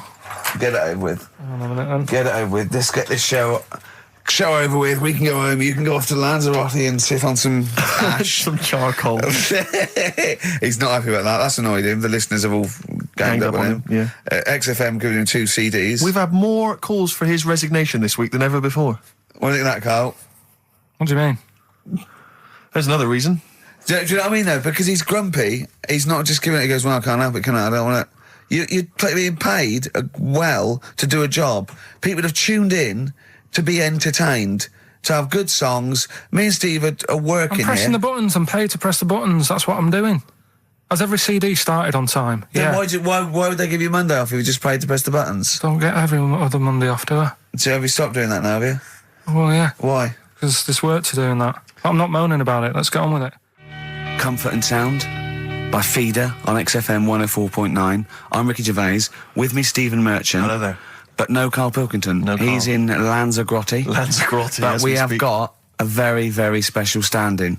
It's Camfield. Carry on from British Sea Power on XFM 104.9. Not bad at all. Now, listen, we should just point out to people that Carl's away, and we always slag him off because he provides very little. But And he's an idiot. well, exactly, to be fair. But he's obviously off in Lanzarote, and he's forgotten to tell us what the password is for our email, Rick. Idiot. So we can't get into the email. So we're going to have to use Ian's email instead. ian.camfield@xfm.co.uk if you want to get in touch. You're never going to have so many emails, Ian. Really? Yeah, Is that right? you're going to be looking at them all week. It's going to be brilliant for you. You're going to feel really popular. You know what? He described Carl as a bald little mank twat. Nice. Carl was going, brilliant. Is that allowed? Is that all right? Yeah. Bless him. Bald little mank twat is back on the 3rd, isn't he? Well, if there's one thing that magazine's What good was at, he it's suggesting? You accuracy. can't be regionalist. What? Was he suggesting you can't be regionalist? Was that allowed? No, I just think it's a familiarity of, it's just because we call him a bald little mank twat, that a national magazine can say that. Oh, bless his little round head. Wonder what he's doing now. He's sitting in the ash, reading his, reading his Rich Hall book. Yeah, he spent a week when he went to, where was it, St. Lucia? He spent a week, right, throwing sand at crabs. Yeah. I don't think they've even got crabs, have they, over there? No, I don't know nothing. what he's going to do. What is he going to do? Suzanne, what is she going to He's do? going to be whinging. But it's sort of like, Carl must be like, kid, you must like sit him in front of a video while you go and make the dinner or something. Yeah. It must be a nightmare taking a pet. Has she got a little harness for him? To be fair, though, Rick, I mean, I can't imagine you're much better on holiday. I've always wondered what that must be like. Because you always need an audience. You've always got to have someone around that you can perform for, drop your trousers for. Annoy, just generally sing and dance about. And Jane's seen it all. She's bored of you. So what, do you just do this to other people on the beach? Holidaymakers, it is me. You can't believe your luck, Ricky Gervais. What, do you want to be the annoyed? dance? Do you want me to annoy you? Yeah, exactly. I can annoy you for 5 minutes. Yeah, Because then I'll get bored Exactly. myself. I'll tell you what, I want some ads, and after that, the fairy tale in New York. Oh. Well, have a lovely Christmas. Have a bloody great Christmas, Have mate. a bloody great Christmas. It's the best of next week. Yep. The best of the last few weeks Yeah. with some tat, you know. Carl's put together. We're Look back in forward to that. January. We're playing some of our favourite songs of the year. I'm next looking week. forward to seeing Pilker's tan and Pilker's pictures from his back, holiday. covered in ash from the beach. Yeah. And we're back on the 3rd, I believe. But Ian, do you want to introduce one? This is Ian's choice for the day. Yeah. We'll see you next week in spirit, and then we're back on the 3rd with Pilkers. Over to you, Kampf. Enough of Jonah Louis. This is Paul Di'Anno, ex of Iron Maiden, doing Santa Claus is Coming to Town. Kings of Leon, California Waiting. Steve, the public have been waiting for us to return. Well, that's true enough. All right? Yeah. They had the best of Oh, I bet last that week. was a joy. They had Camfield and us without Carl the week before. But it's been a while since we've all been together. I'm Ricky Gervais. With me is Steve Merchant. And over there, with his little sunburnty, baldy head, little Karl Pilkington. Hey. All right? Yeah. That wasn't Steve slapping me head then, by the way. No, that was just him clapping at like Steve Wright in the afternoon. It's a great show. Because he's so, it is a good show. Yeah. He's so pleased that we're a posse. Yeah. And we're all back together. 3 holidays Carl's had this year, last year. Yeah. I'd love to have 3 holidays. You've got to start putting the work in I there. had 2 holidays, though. No, you had 3 holidays. You went away with Suzanne and her parents. Yeah, well, that doesn't count. It does count. If you book 2 weeks off the firm, you go away and you go, how was your holiday? Well, I didn't really count. It wasn't a really good holiday. Can I have them days back, please? My New Year's resolution is to be nicer to you, but Well talk done, sense. you've already broken that. No, but talk sense. Talk sense. You've had 3 holidays this year, and I'm just saying, you're in your 30s now, and 30s is when you should be really putting the work in. That's true enough. To reap the benefits in your 40s, 50s, 60s, 70s, 80s, 90s, and 100. Carl, what's your New Year resolution? What about think before you speak? It's worth. I mean, See, I'm consider it. allowed to laugh. I'm allowed to laugh at things other people say, Carl. That one, that is a good suggestion. How was your holiday, Carl? It was all right. Right, brilliant. But that I don't see on the ratio of good to bad in Carl's mind. That might be amazing because we never It might hear be him amazing, singing the mightn't praises it? of anything. I'll tell you what. Can we have a cracking little tune and then come back and hear about Carl's holiday? I'd love to do that, Let's really. keep it tight. Love to Tear Us Apart by Joy Division. Now I can't put my finger on it, but that doesn't sound like the original, and it's No. off a compilation. It sounded a bit fast. I think the vocal was slightly different. If anyone can, put me out of misery, I think it might be in a session of the time or something. Carl, is it a New Year resolution for you? Another one. Maybe when we ask you to get a song, get the original single version. I could be and wrong, not some but- obscure but- session. Yeah, it does seem different, doesn't it? Very odd. Yeah. Yeah. Maybe we just remember it wrongly. But anyway, that's XFM for you. 104.9, I'm Ricky Gervais with me, Steve Merchant. Karl Pilkington. Carl, you went to Lanzarote. Yeah. People said don't go to Lanzarote. They told you it was Lanzarote. They told you, were they right or We wrong? were right, yeah. Really? Yeah, it's a bit ropey, yeah. Is it why? Just, out there. If it wasn't for the volcano they had, it'd been knackered. That's their big draw, is it? That's it, basically. That's all they've got going for them. When you landed, was it really hot? Were you quite excited? You were thinking this is It was okay? warm. It's we can't complain about the weather. The weather was all right. Sure. You know what I mean? That's what I went for, but it'd be nice if there just was something else. Yeah. What did you do all day then? Did you read your ritual book? No, I didn't read that. I read that book. Do you know the book that I bought and all the chapters were messed up? Oh, yeah. I bought a better version of that, All right. and I read that, Excellent. and then, Did it make more sense in order? yeah, a lot easier to follow. Yeah. And then we went and had a look at the volcanoes and that. They've got 36 of them to look at. How many did you look at before you realised that pretty much, you've seen one volcano, you've seen them all? Probably about 6 or 7. Really? And then when you got to the 8th, you thought, no, I know what this is going to be, Suzanne. This is going to be like a mountain with a hole in the top. Yeah. Really? But it happened years ago as well. It's like, just keep a couple, fill the rest in, tidy it up. Fill the rest in! Yeah, no, Well, yeah. getting some builders. No, seriously though. Okay, Or a 4 death million trap. tonnes of concrete, please. They're an absolute death trap. Yeah, what? Yeah. What do you mean fill them in? Do you know what a volcano is?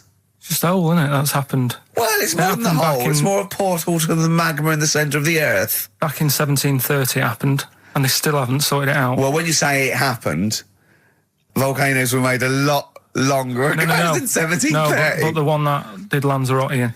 Right. Sort it out. What would you suggest? How tidy can they up. fill it in? It's joined. It's all joined. No, but what I'm And saying is, it was the a- big it was- plates of the earth are all joined. It All was the a magma's disaster, wasn't it? joined. With the trade centre thing, that happened. They cleaned it up, sorted it out, they've moved on. That's what I'm saying. Whereas Lanzarote have just gone, leave it. It happened back in 1730. You misunderstand me. How, in the name of God, can you fill in a volcano? You ignorant twit. No, but it's not just the holes. They've actually left the lava everywhere. That's what I mean. It's not just the big holes. There's lava everywhere. But it's molten rock.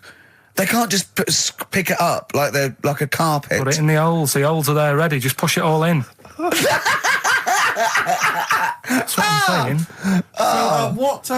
What exactly is there then? Is it just a kind of moon-like kind of surround with just kind of dust and rock? That's exactly what you see. I was there when the Mars thing went wrong. Yeah. I would have just sent a camera crew there, filmed a bit of that, right, and say, "Here we are. This is it." Ignore the little coffee shop in the background. Right? This is Mars, because that's what it's like. Just loads of dust, Yeah. Holes everywhere. Side it up. Little round-headed aliens complaining. It's Whinging. just like Mars. Yeah. So, is there any? What's the best bit about the holiday? Come on, pretend you're Judith Chalmers. I have been doing. I would have done all. I would have said that. Don't bother. Right. I mean, the hotel was good. Yeah. That was all right. What was that like? It's all right. Just, clean. That's all you want, isn't it? See, that's not quite what Judith Chalmers does. She doesn't go, "What's the hotel like?" All right, yeah, clean, isn't it? All right. What was it like? Was it what was it? 3-star, 4-star? Did it have a swimming pool? What was the room like? Had a swimming pool and that. Yeah. Yeah, it's good. I think it was one of the better ones on the island. Okay. Nightlife? Wasn't really. And there was a bar. There was some bands playing. Yeah. Not very good. Food got a bit boring. Yeah. It was always the same food every night, but they sort of themed it and made out as if it was different. So, like, on Mexican night, it'd be chicken with a nacho on it. Right. And Chinese night, sort of chicken with a little prawn cracker on it and stuff. Sure. But that got a bit boring. That's me just turning on my phone because I want to read to you a text that I got from Karl. I think you sort of sum up the holiday in this text, don't you? Do you remember it? I can't remember. Let's have a look. Let's have a little look. Let's go Instantly, through what it. did Suzanne, your girlfriend, make of it? Similar view to you? That they should fill in the holes? Yeah, it's just that thing. You see, I went on a coach trip, right? And you go and see the volcanoes. Like I say, there's 36 of them. Yeah. Which, how many do you need? And when we're on the coach going round all these volcanoes, the fella on the front's going and look out your left window at the moment, and there's a volcano. And if you quickly look out at the right-hand side there, there's another one. Right. And on the left, he's just like, all right, we've seen it. Sure. Do you know what I mean? Yeah. And that trip, we'll talk about that trip in a bit. Right, this is the text I got from Karl, right? All right. Been up to a volcano. Been in some dead artist's house who built his house in the lava. They said they would show me science with volcanoes, but all they did was chuck some water in a hole and it shot up in the air. No dwarves in the canteen, no scousers here, but there is a Swede woman with a big head. She looks effing gormless with a cap on. All right? So a little reference there to... A Swede woman? What's that mean? Do you mean Swedish? Yeah. Or she looked like a vegetable? No, the Swedish woman. But they've all got sort of quite big bill, aren't they? And I sent him a text. Oh, well, it's just good to be on holiday because, I'm working. He sent back, so am I. Just been watching Sky News. There is a school for monkeys who want to get a band together. Is that monkey news for later?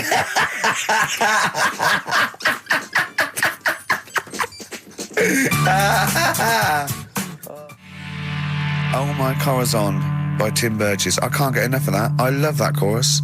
On XFM 104.9. Ricky Gervais, Steve Merchant and little Karl Pilkington. But it was a nice holiday. Yeah, it's all right. It's just, I went there to relax and that. Exactly. Did a little bit of that. Trying to think of some new, features and stuff. Sure, always working. 3 holidays a year, Jesus. Oh, well, not really 3 holidays. It's all one big sort of like work thing to me and Steve. 2 holidays, isn't it? Work hard, you need the holidays. So, yeah, the things that annoyed me was like, you get bored sat around the pool after a couple of days. I'd read my book. Yeah. There wasn't much going on the... Not even any crabs to throw sand at, was there? No crabs or anything. They wouldn't bother with Lanzarote, right? So, decided to go on a little trip. That's when I saw the volcanoes and that, 36 of them. So, we go on the trip, and the thing that annoys me, it does happen every holiday that you go on. If you go on a sort of a package thing, they have these trips, right? And you pay about 40-odd quid, and they give you some wine, so it make it feel like you're getting your money's worth. But how many of these trips have you been on then? Loads. Probably about 12. More holidays than I've had. Go on. So anyway, so you're on the coach, right? And they take you for the volcanoes. They took us in the middle of nowhere. Yeah. Right. There's nothing else round there. Sure. It's like I say, it's like Mars, but with holes in the ground. Yeah. Right. And they sort of drop you off and they go, right, everybody, see you back here in an hour. There's loads of volcanoes for you to look at, and a coffee shop over there. And you know for a fact, right, you don't need an hour there. You could just say, well, just keep the engine running because I'll have a look in this hole, we'll get back on, give us 5 minutes. Don't need an hour. Absolutely. But you know that they've got something going. It's a with it. backhander, definitely. What, with the coffee shop? Definitely, yeah. They go there and they get everyone to have an ice cream and a coffee, and they sit down, have a fag, talking to the bloke. Yeah, and it's like, cousin. Yeah. How much was the coffee?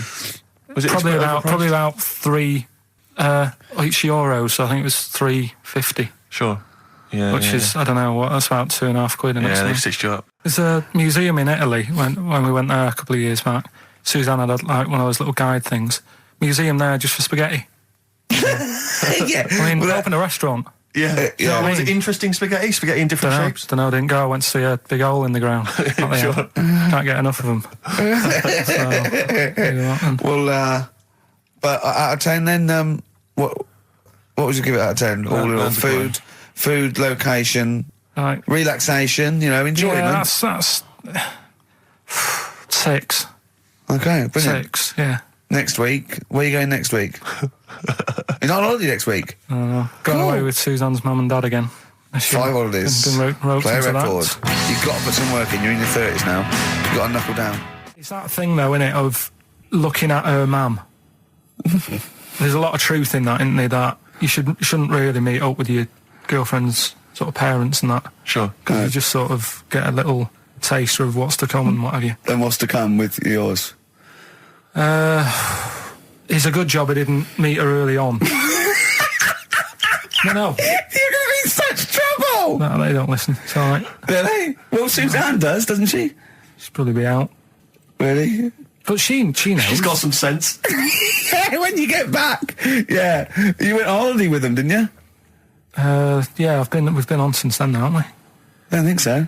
Yeah, I went on holiday last week, been away, but that was just me and Suzanne. Talk about that later. Yeah, okay. Well, That's coming up. We noticed today how much he's simian, isn't It's he? very strange, actually. We maybe should try and get a picture on the website because Karl's arms are particularly chimp-like. It's very, very strange. Because he's got that he's got long downy hair. It's And not the like long extended knuckles. Yeah, and his totally round face that sort of the chin goes back and the dome of his cranium. I think, quite seriously, I know we sort of share about 98.5% of our genetic material with bonobos and chimpanzees, but I think he's got a little bit more. Yeah. I honestly think he's a little bit of a throwback. Just his line, they just kept to this sort of really the ugliest one in the cave and the tree, and he really didn't. He didn't come out of it. I'm not saying you are, I don't think you'd... Well, you are. Yeah, you're chimp-like. No, it does annoy me. My hair annoys me on my body and that. Because I've got like hair on my little toes and that. Have you? And on the legs. Would you see your little toes? Can you pick things up with them? No, it's tried. Okay. Well, that's the finale of this week's show. We're going to see if he can play a record and put the fader up From a tyre, while swinging in a tyre. Just using his hairy toes. Yeah. I've sort of got hair all the way, but then it just runs out where it should be. On the top of your head. Top of my head. It's And just- is this part of the reason why you're always uncomfortable about, being nude or around naked people? Is that partly the reason, do you think, because you look so grotesque? Well, when I'm on holiday, I don't really like wandering about without a top on unless, like, it's a quiet beach or whatever. Sure. So what would you normally wear? Need. Shirt I just and have tie? like a nice sort of light, summery, sort of linen shirt, maybe, just a few top buttons open. Yeah. But I don't like... The naked body isn't that nice anyway, is it? You know what I mean? Whatever it is, if you're a cat and you're shaved, you don't look that nice. You know what I mean? But with I hair think on you'll it- find a cat is naked even with its fur on. Cats don't wear clothes. No, but what I mean is a bald cat isn't that good. You know it does me head in that I'm bald. I'm not, I wish if I could have hair, it would be nice, but that's life. Would you isn't it? prefer animals to wear clothes like Mickey Mouse does? Or Goofy? You know that I don't like nudist and all that. We'd love to. You can ask him all the other questions because Carl, as I said last week, he doesn't feel his own testicles because he doesn't like the feel. Yeah. So I'd like a doctor to explain to him how necessary that is. And this is truthful as well. I've got very slight pain around the genital area at the moment, and I think it might be some kind of groin strain, but I'm a little bit anxious, not entirely sure Yeah, what it is. you've been with me twice when I've gone along to get them checked. Yeah. And I go, oh, what's that? Yeah. It's terrible. I mean, but, you know, it's usually... I think you're in a pretty low risk, aren't you? I'd hope so. You're coming out of the 20s. I think testicular sort of... I shouldn't be doing this, I'm not qualified. They told... All they said was to me, sort of like, it's 20s and 50s. Mine... So we're in... Mine sort of felt like they dropped a bit the other week when I was on holiday. I don't know if that's... like when you're relaxing, or I was wearing shorts a lot. How far? If it's 2 foot, it's too far. I was having problems walking. What do you mean? Why? No, it was just a bit, I had shorts on all day, I'm happy, I'm walking about on the beach, what have you. And then at the night, when I put some long trousers on, I was sort of walking like a ricket. They probably like stretch a little bit. Sometimes, I told you when I was about 18, I was scared. I went to the doctor. I felt a pain, right? And because I was doing biology, I thought I'd show off this doctor. I said, I've got a pain. I think it feels like it starts in the epididymis and goes up through the urethra either. And he went, finger up the arse. He said, your jeans are too tight. They're squashing your balls. So we want a doctor like that. So what's the phone number again? It's 0871 222 1049. A qualified What do you doctor. mean your balls dropped, though? We've got to come back to this. I don't know, they just felt like... it's not too bad at the moment. I was all right on the way in, but it was I feel twinges all the time, but you never know whether it's just because they're no, in... but they felt like they weren't my own. Do you know what I mean? They sort of felt a bit like these are... There wasn't a bloke standing really close to you, was there? And You didn't get them mixed up, did you, on the way back? On the flight back? Someone else has got... Well, take a leaf out of nudist books. They just walk round, they've got nothing on it. About nudists. Why? Well, let's play this ad break and that. And, Have you had another encounter? If we've got time, I'll tell you about it. Have you really? XFM. Now, Carl, you haven't told us about your holiday yet. You were meant to do it last week and you didn't. You started telling us, but we didn't have time because we had to do monkey news about a monkey who was a director who cared about lighting and stuff. Is there more monkey news this week? Is it as... okay. Is it real monkey news? Did it happen, or is it mostly embellishment in your round little head? It's proper stuff. Yeah. Okay. Good. So holiday. Where did you go on holiday? Sardinia. Good. Yeah, it's all right. Yeah. Nice food and that. It's important, isn't it? Yeah. And nice beaches and what have you. Excellent. Always like a nice long beach to walk down. Yeah. But so we're having a nice walk, right? You know how nudists do me head in. Sure. Right. Not a problem though, is it? It's not like being scared of spiders where they might jump out under the kitchen sink at you. You know what I mean? It's not a big problem having your head done in by nudists. Yeah, but it just annoys me. It sort of ruins the day a little bit because it makes me feel uncomfortable. Right. Take your clothes off if you feel uncomfortable. It's much more relaxing. Yeah, but well, anyway, right. So I'm walking along the beach, right? Lovely long beach, what have you? You know, watching the sea, picking up shells and that. And what are you wearing? What's your natural beach club? When he says picking up shells, I imagine he's on all fours going, Yeah. like that, you know what I mean, looking at things. Just like washing his nuts in the sea to get them tasty. Yeah, going into the sea and then kind of shaking himself and all the water flies off. Yeah. I've just got, flip-flops on, pair of shorts, and like a little light shirt. Sure. Mm. So anyway, walking along, and Suzanne goes, "Oh look," right? And there's this woman, German, I think, coming out of the... How can you tell she was German? Underarm hair? I'll get to it. Forget Okay. the underarm hair. She came out, it looked like she was smuggling seaweed. I'm gonna burst! I'm going to burst! Oh, God! And the funny thing is, right, Smuggling seaweed!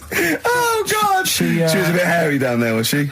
mental. I felt bad because I hadn't had a shave for 2 days, right?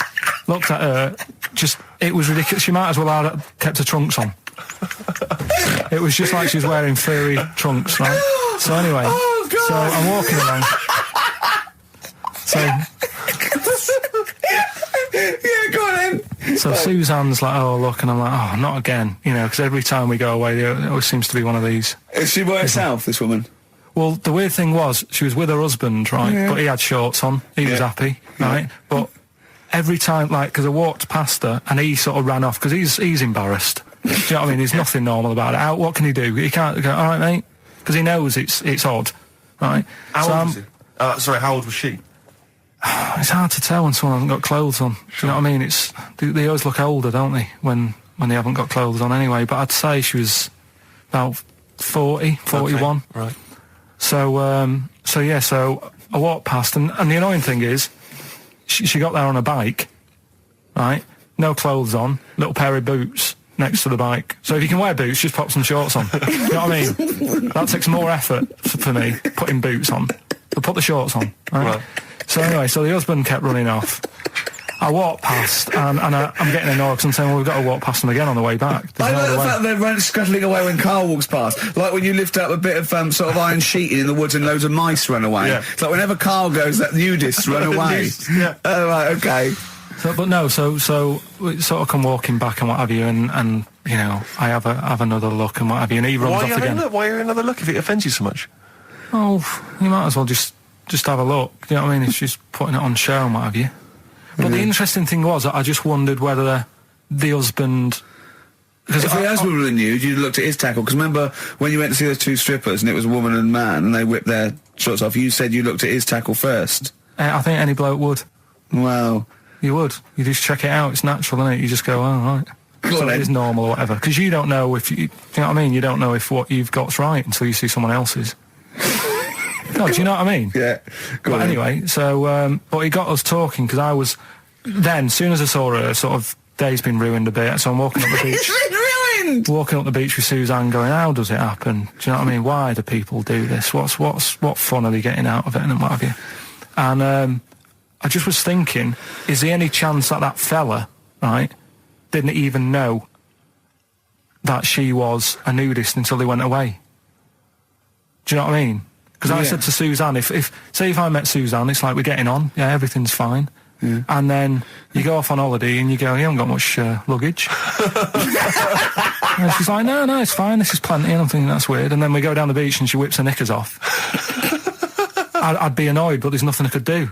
Do you know what I mean? Sure. So I'm just wondering whether that's what happened to this fella. Every time someone came walking up, he was like, oh, God, this is embarrassing. And he kept nipping off. Yeah. Finding something else to do. Look at some shells. So what, I'm wondering, Rick, if at some point, maybe today or in future shows, we should get a nudist, you know, one of those official nudist spokespeople, you know, because all these nudist organisations, get them on the phone, justify themselves to Carl, because, you know, in his mind, they are, what would you say, weirdos, freaks? I don't quite get it. I was reading something in one of the supplements last weekend, and some journalist went round to some, whatever you call it, some resort or whatever for nudes and that. And it's Were just... they playing volleyball? Well, the annoying thing was, bowls. Why is that annoying? Well, don't play a sport where you got to bend over. Talking of campaigns and things and that, did you see Sir Bob on Jonathan Ross last night? Sir Bob Geldof. Sir Bob Geldof. Yeah. Are you going to walk to Edinburgh or sail to France, Carl? What do you think of all this? The G8? I think it's good that, you know, he's doing some stuff for the world and what have you, but probably won't bother. No. Having a walk. What do you make of all this campaigning? You know, he's dedicated his life to this now, hasn't he? Yeah. I mean, it's interesting. I was watching him last night, and I respect the man. I mean, he used to work here, didn't he? Did some shows and that. Mm-hmm. It's good. It's all right that he can do it, but... I assume that's not why you respect him. I assume you respect him because he's trying to save a nation, as opposed to used to work in XFM for a while. Yeah, I know, but I'm just saying it's good that he's given up a lot of his time to, you know, try and save the world and that, but, you know, there's a bit of me that's kind of like, you know, is he wasting his time a bit? Right, well, what do you mean wasting his time? Well, he tried it before and... No, wait. What he's trying to say is that the G8 are I think the 7 most rich, wealthy nations in the world, and Russia, and they get together and they can wipe out the third world debt. I.e. they owe us billions and billions of pounds. They can't afford to pay it back. So he's going to say, let's wipe the slate clean and pledge, I think, a lot more aid and stuff to them, isn't it? Mm-hmm. So what do you think of that? But won't they just do it again? Right, what's you thinking? No, I just mean... I knew I had a little diamond in the rough here. I mean, obviously, you know, I admit I brought this up because I really wanted to know what Karl thought of it. Sure. Yeah, I had ulterior motives. It wasn't just for awareness, for the very worthy cause. It was because I know. Look at him looking at me. Look at him. He looks at me like a cat. Honestly, it's like there's nothing behind those eyes.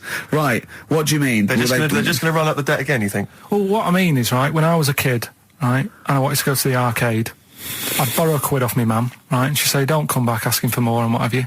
But I'd have a go on a pinball machine or whatever, game on a fruity, and then go back, and she'd go, can I have some more money? And she goes, I gave you £1 before. And I go, I know, but I'm on holiday. And she goes, there you go then. And then I go off and do the same thing. I didn't go, no, I wasted the last one, I'm going to pop this in the bank. Right. So you think that's what's going to happen with... That's a nice metaphor. So what do you think happening there? That the Africans are blowing it down the arcade. Instead of putting it towards a fishing rod, they're blowing it down the arcade. I'm trying to win a watch. Look, I've got 100 goals. I think this thing is dodgy. Yeah. I'm trying to win a fluffy toy. Bob's saying you're never going to get the Snoopy. You're never going to get the Snoopy. It's always going to fall out of the little claw before it gets to the top. The claw is not strong enough. Yeah. Do not waste it. No, Midge. Midge, you have to write a song. Write another song, mate. They've blown it down the arcade. Brilliant. Pushing the Senses by Feeder on XFM. Ricky Gervais, Steve Merchant, Karl Pilkington. Right. All right. How you doing, Karl? Yeah, all right, yeah. Another holiday? Well, it wasn't holiday. Well, it was. You had 5 days off work. Why isn't it holiday? You had 5 days not working for a living. You know how many days holiday gets a year now? 29. Oh, that's more than teachers, isn't it? It makes me sick. It makes me sick. Well, I know the kind of hours you work, Rick. It's mad. I mean, if you're not in work by midday, you're furious. No, but I mean, I'm always... 29's normal for the normal working person. Yeah, but, you know... And anyway, it wasn't a proper holiday. I went to see my mum and dad. It's nice to see them and everything, but it's not holiday, is it? Why? It's not going away. It's not getting on a plane, is it? Going away. Oh, is that definitely a holiday? What happened before 1950? I don't know. People used to go... Yeah, exactly. People used to go to Blackpool or Brighton. That was holiday. Yeah, but I didn't Where did you go? Went to Wales. There you go. Lovely holiday. Lovely holiday. Have a holiday in Wales. That's what they say, innit? Come to Wales and have a holiday. That's what they say, innit? So come to Wales and meet your parents. Come to Wales and have a lovely holiday. Right. Well, anyway, it was good and that. It's always good to see him. Right? Yeah. But week off work. Do you know, like my mum likes gnomes and stuff. Yeah. Right. Of course she does. She's lived with one for 30 years. She said, get your dad to take us to this park where they've got 6-foot gnomes and stuff. Right. Have a walk about. Sounds like a nightmare. Yeah. Sounds like a living nightmare. Keep an eye on Karl. So anyway, he stood still for 2 minutes. Someone bought him. No. You can't buy them, and that. It's like a little exhibition thing, yeah. Right? And it's part of a hall, right? This big hall that you have to pay to get in. But we didn't want to see the hall. I just wanted to see the gnomes. Of course you did, yeah. So anyway, my dad says, yeah, well, we can get in there for free. Of course he did. Clever. Right? So we parked up on this little country lane, right? No one about. We walked How much down, was it to go in? Like £2? about £3 each. Yeah.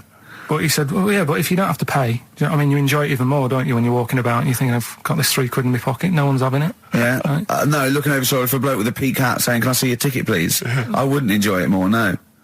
Go on. Yeah, but you don't worry about it, do you? You got a bit of money now then, Rick. You've changed. So anyway, so we had to walk across about 4 fields.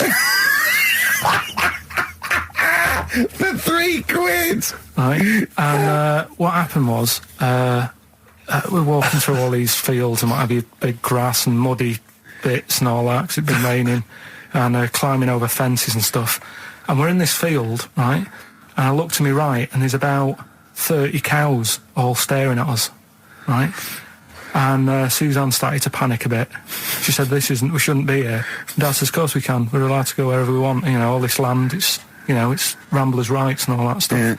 And take a cow if you want. So, unattended. So Serves him right for leaving him in the field unattended. I'm having one. Yeah. And keep us fed for a week. across. Anyway, these cows start surrounding us. Surrounding us. And, Oh Oh, brilliant. Oh, no. Face off. And Suzanne's panicking, going, this isn't right. We're not going to make it to the fence in time. They're moving faster than us, and he started sort of running a bit. Wow. And It's like some kind of bovine West Side Story. Don't A gang of cows coming at you. don't worry about it and stuff. But my dad had to sort of stand there and like wave a stick at him. Of course. And we got away, but Suzanne was like having a bit of a sweat You on, got away. saying, we could have got killed. Sure. And my dad saying, no, it never happens. And I just wondered if it does, if there's a risk of... Yeah, it is rare, but there's been a couple of cases of being trampled by cows. They're not aggressive. They sort of run through you. Well, they're aggressive if they've got a calf. They do have kids. What? You had kids with them. Kids, yeah. That's a goat you're thinking of. Yeah. Maybe they were trying to sneak into the gnome thing, and they were worried that, like, if too many people did it, like, they thought some cows, we can just sneak in. They were trying to, yeah. No one's expecting cows. And the cows were going, walk upright like you're human. Don't walk upright. They thought you'd blow their cover. Yeah. Yeah, people have been killed by cows before. Yeah, that was like the highlight. And then... So when you arrived there, you were presumably covered in mud, looking like something that had just come from Glastonbury, staggering around this exhibition. It wasn't that bad. It was just like a woods, and it had like a funny sort of funeral, like a graveyard thing. Right. Yeah. With bodies sort of hanging out the ground and that. And we had these 6-foot gnomes. Right. And then we just set off again, walked back. But Well, sure this wasn't a dream? No, it was good. But then I got back, right, Steve, and called up Ricky. I said, right, are you about? Have a chat and that. So he said, I'll just come round. It's a nice day. Have a drink and what have you. So I got round there at about 6:30, right? Go up to his door, knock on his door, right? He stood there with his tackle out. Oh. Yeah, what did you make of that? What was wrong with that? What do you mean, what's wrong with that? Why were you looking at it? Why were you looking at it? I tried not to look at it. But again, you're always sort of attracted to it, aren't you? Kind of like... I've never been attracted to another man's tackle. I don't know what you mean. You can't help but have a little sly look. And especially when it's there. When you ring the bell, and I mean the one on the door, right? And that's hanging out. And does he dress to the left or the right? It was to the left, wasn't it? Yeah, it was left, yeah. Just popped it out of my shorts for him. Just popped him out of the shorts. Should have seen the state of him. Shorts on, no top, cigar. Looked like someone out of The Sopranos. It was a mess. Yeah.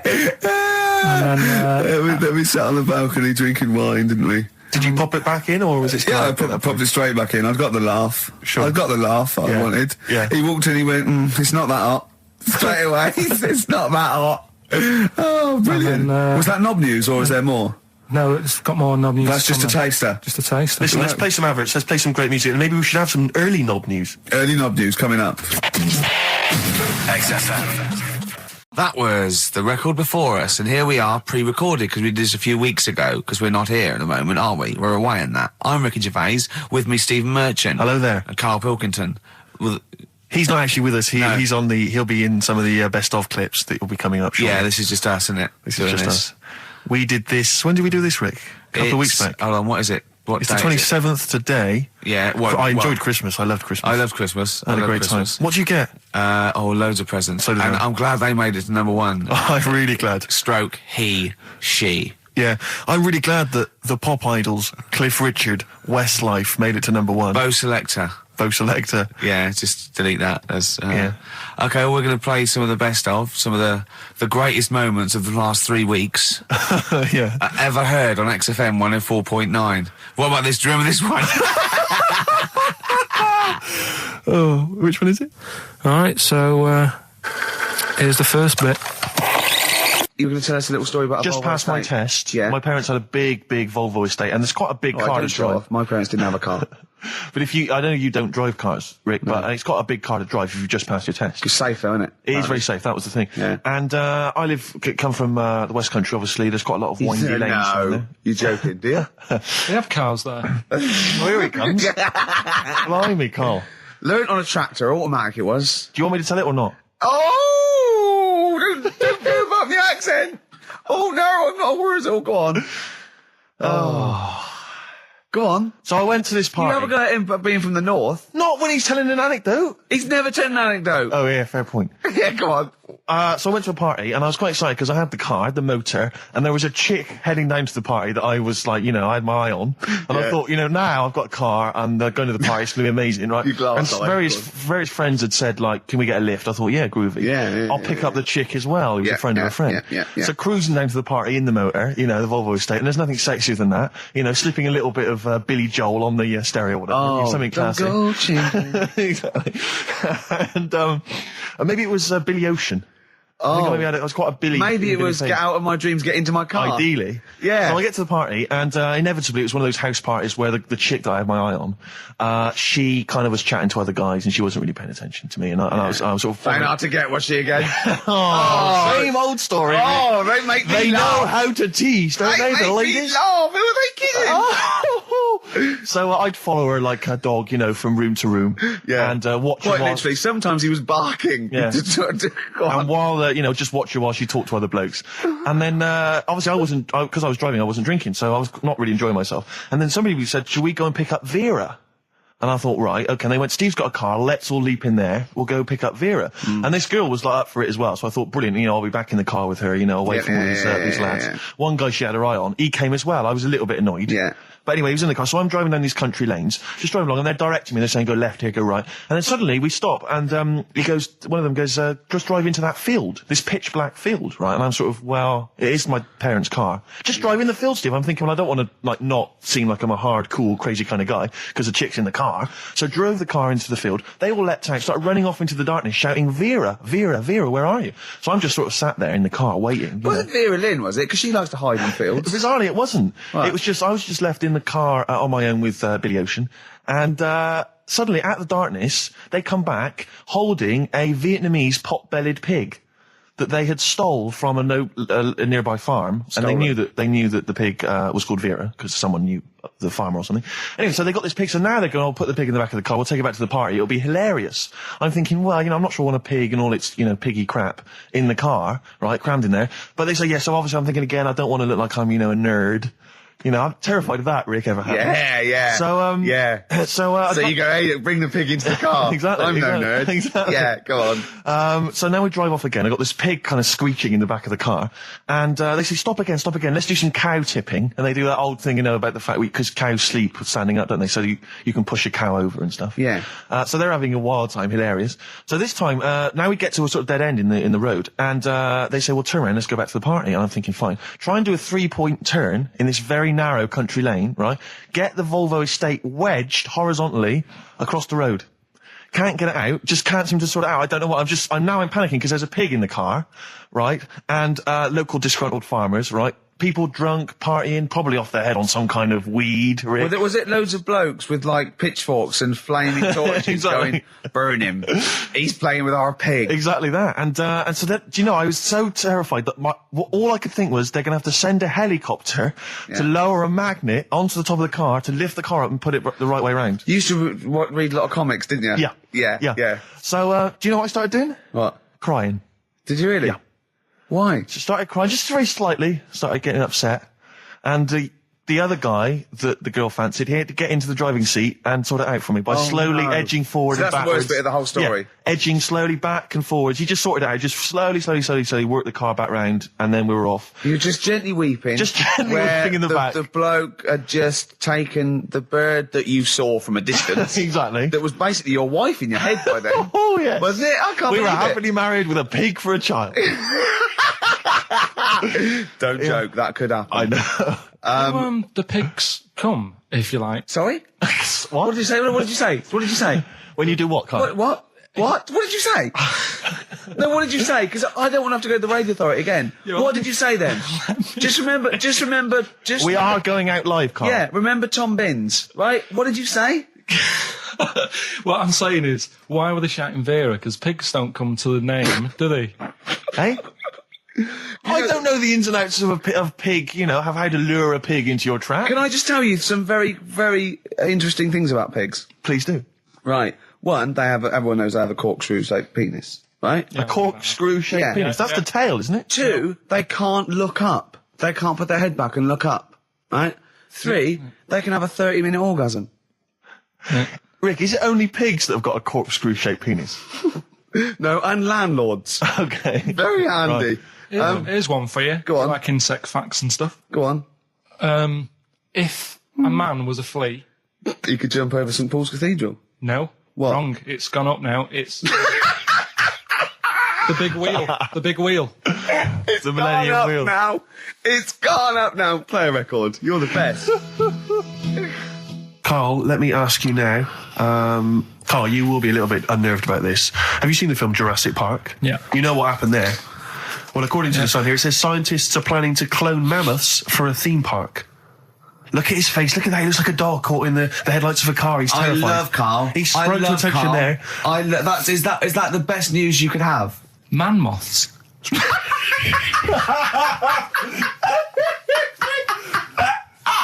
Right. Yeah, man moths. I Man love moths. the fact that that's why he was so excited that they bred a man moth. What is this? Yeah, it's a human being that hides in your wardrobe and eats an entire jacket in a day. Yeah. What do you mean, man moths? Mammoths. Mammoth, the big hairy Have you heard cow of a from the mammoth? Ice Age. I mean, elephant. You're not so excited about that, then? You can take or leave bringing back mammoths to life, but a man moth... A man moth is a different matter. Oh, if we'd have never brought that up, he'd have gone and told someone now. Yeah. You know, they've bred an half man, half moth. This and is that's what how, we this is how mean. things start. This is what we mean when you hear don't- these ghost Are you stories. slightly deaf? Is that it? When you hear these stories, is it? Carl, is English your first language? Are you actually foreign? Is that the Yeah, thing? yeah. Should we When speak we say slower? foreign, we mean not of this planet. Yeah. Should we speak slower? Would that be a help to you? No, go on. Next What do you one. make of Do that? you think that's good? The Well, you think idea that's of good to bringing bring back mammoths? prehistoric animals. These giant elephants. They're slow, aren't they? It's not as if they're going to like get out and run fast and they can't capture them. They'd probably be a like fence, to be elephants, honest, aren't Carl. They'd probably be a fence. they? No, but What do you but you're asking it as if like, oh, it could all go wrong, but it couldn't, could it? Well, Really? but the point was about Jurassic Park is they thought it wouldn't go wrong. They thought they had it all under Yeah, but control. that was and they Have you didn't. learned Dinosaurs. nothing from Jurassic Park, Carl? Dinosaurs would say, "Oh, think about it before you do it." But with a hairy elephant, it's not going to. Not a concern for you. Would you go along to see him? Would you be interested in that? If it was in the area,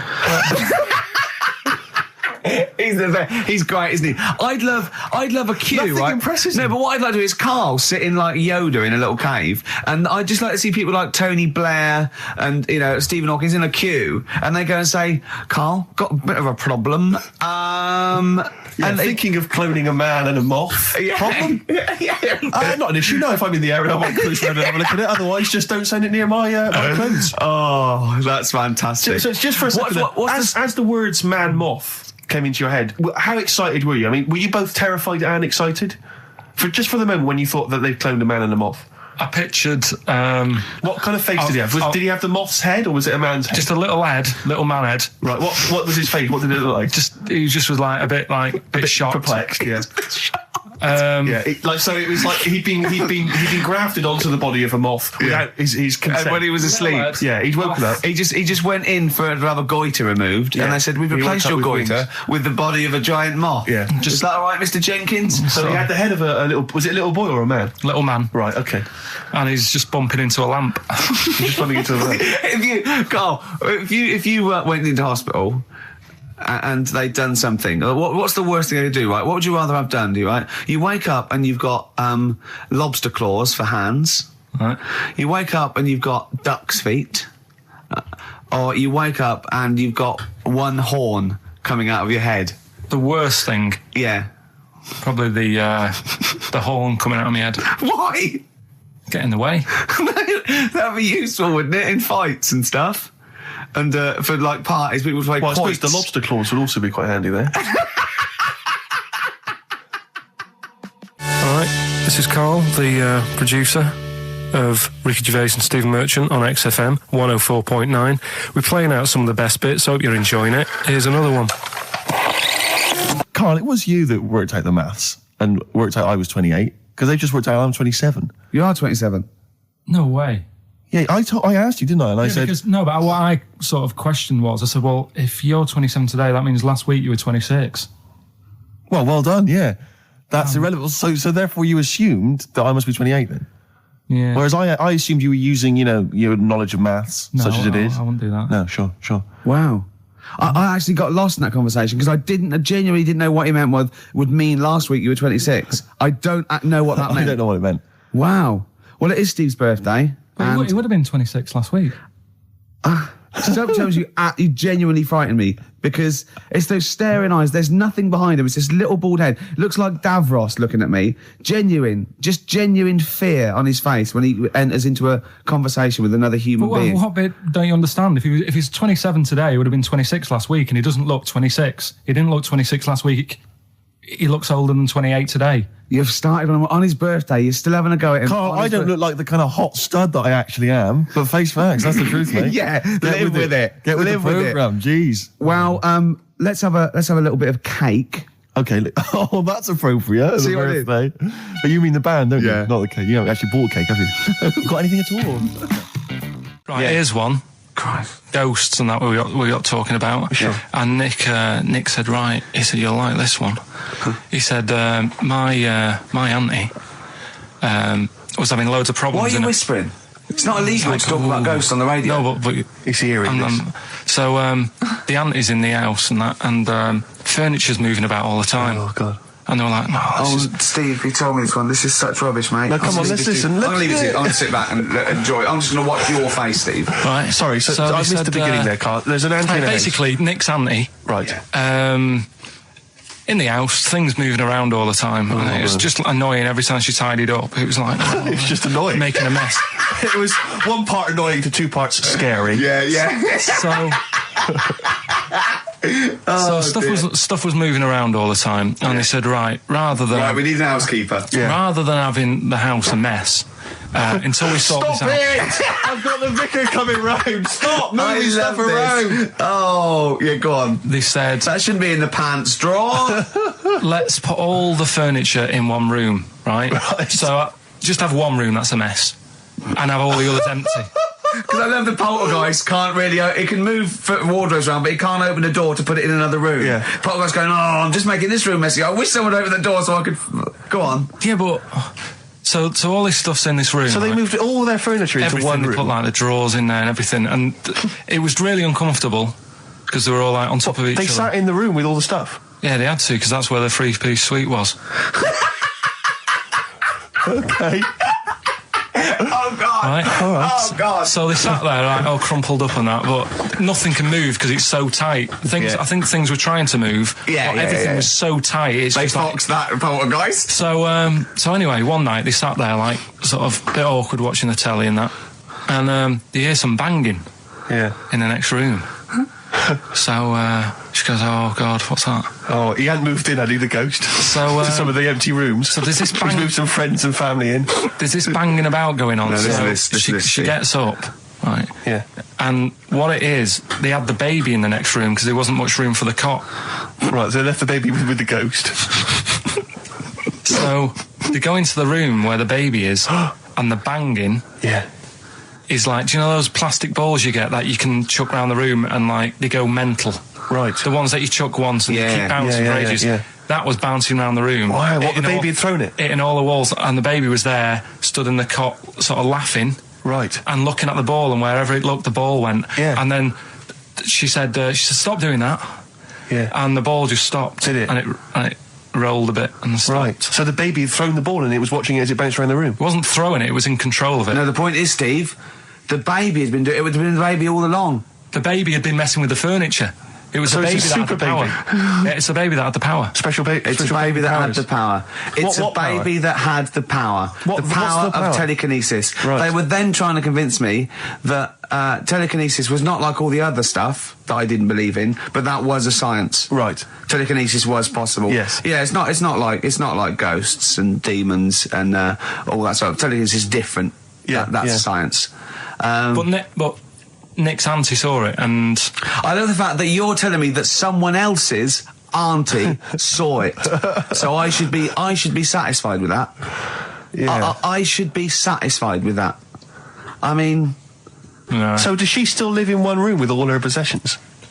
no, I think the baby grew out of it, apparently. It grew The up. baby grew out of it. So it doesn't use its telekinesis powers No. anymore? Well, no, it's No. like in Carrie, innit? She was upset for a bit, and then she got over it. Okay, I'm just going to say one thing, Carl. That was a film. Do you want to play a record or...? Here's a problem that someone's emailed in.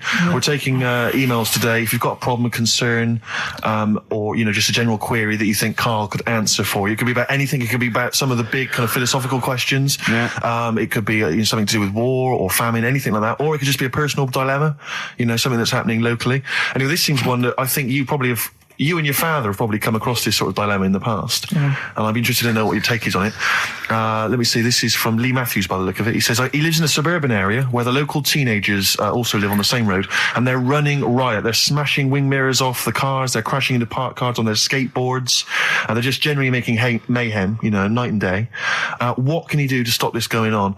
The parents of the kids don't seem to give a damn. Anyone who complains to them, they just say, "Oh, piss off." The police are useless because they never catch them in the actual act of violence, which is what they got to do to apparently convict them. So they don't know who to turn to, really. It's rather like when a little old lady went and got the A-team, and he was dressed as an elderly Chinaman. Exactly.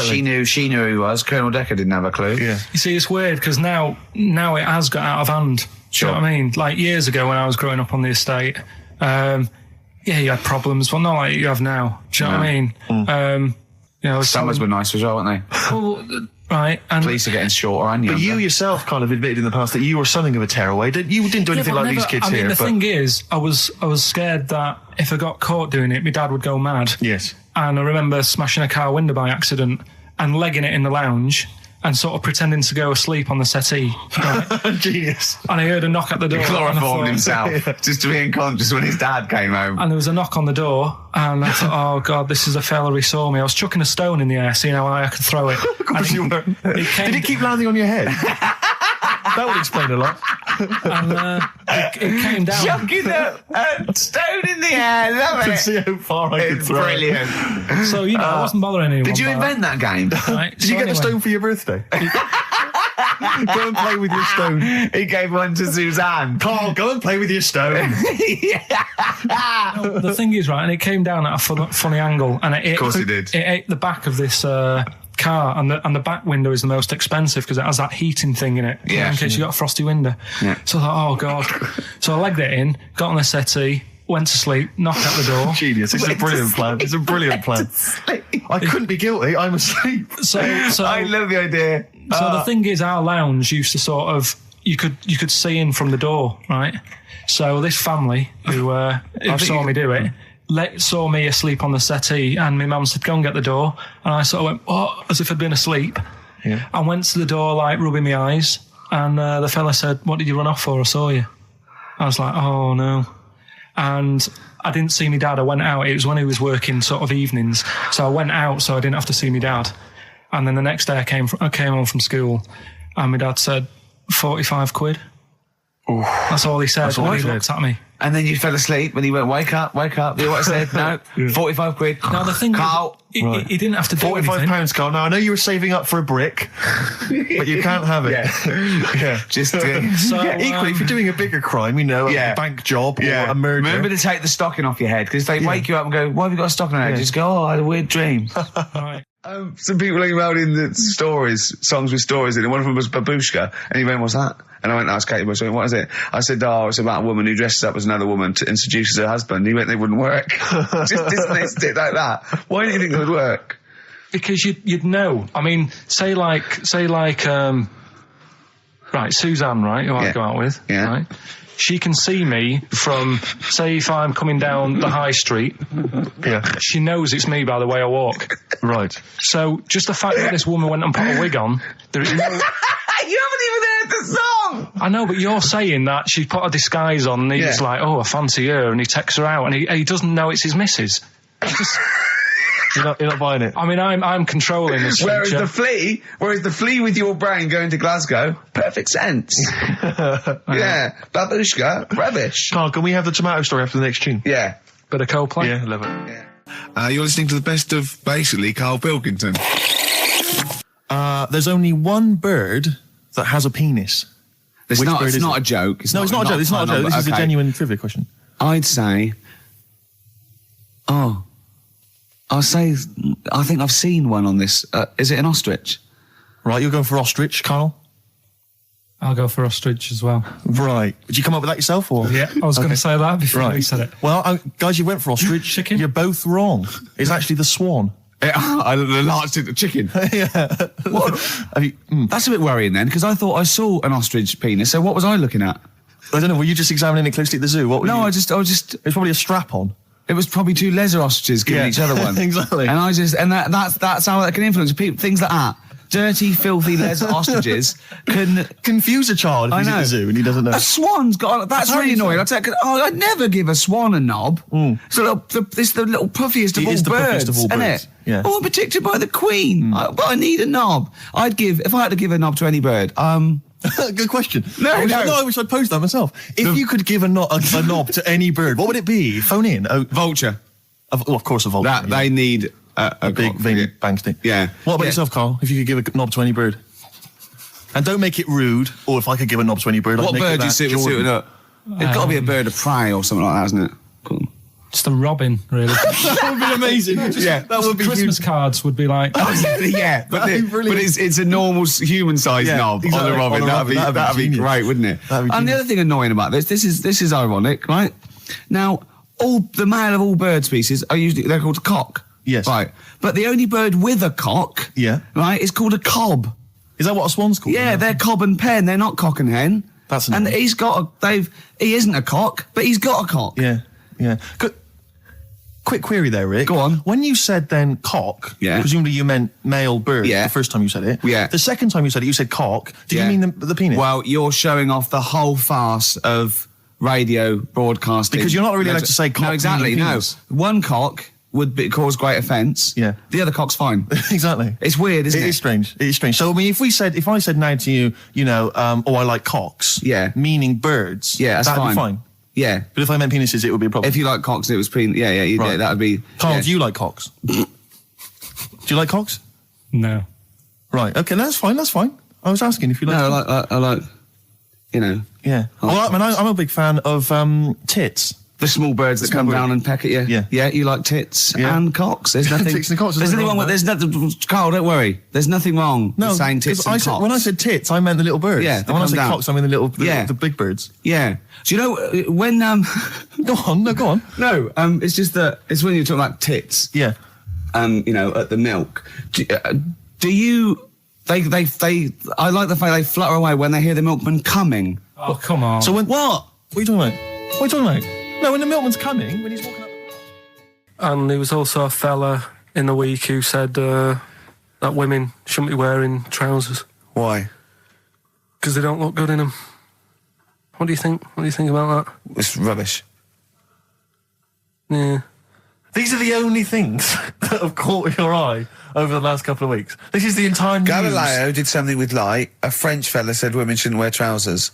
See, that to me wouldn't pass as education. It's not education. I don't know where you could ever use that. I don't know when that would ever be applicable to life. I just like reading stuff that sort of reminds me of. Do you know what I mean? If I read it and it gets me thinking, I think that's a good little piece. But I mean, but surely can't you just sort of like sit near something that vibrates to keep your brain going, or shake your head every now and again? I mean, what does this do? You mean it makes you start using your brain?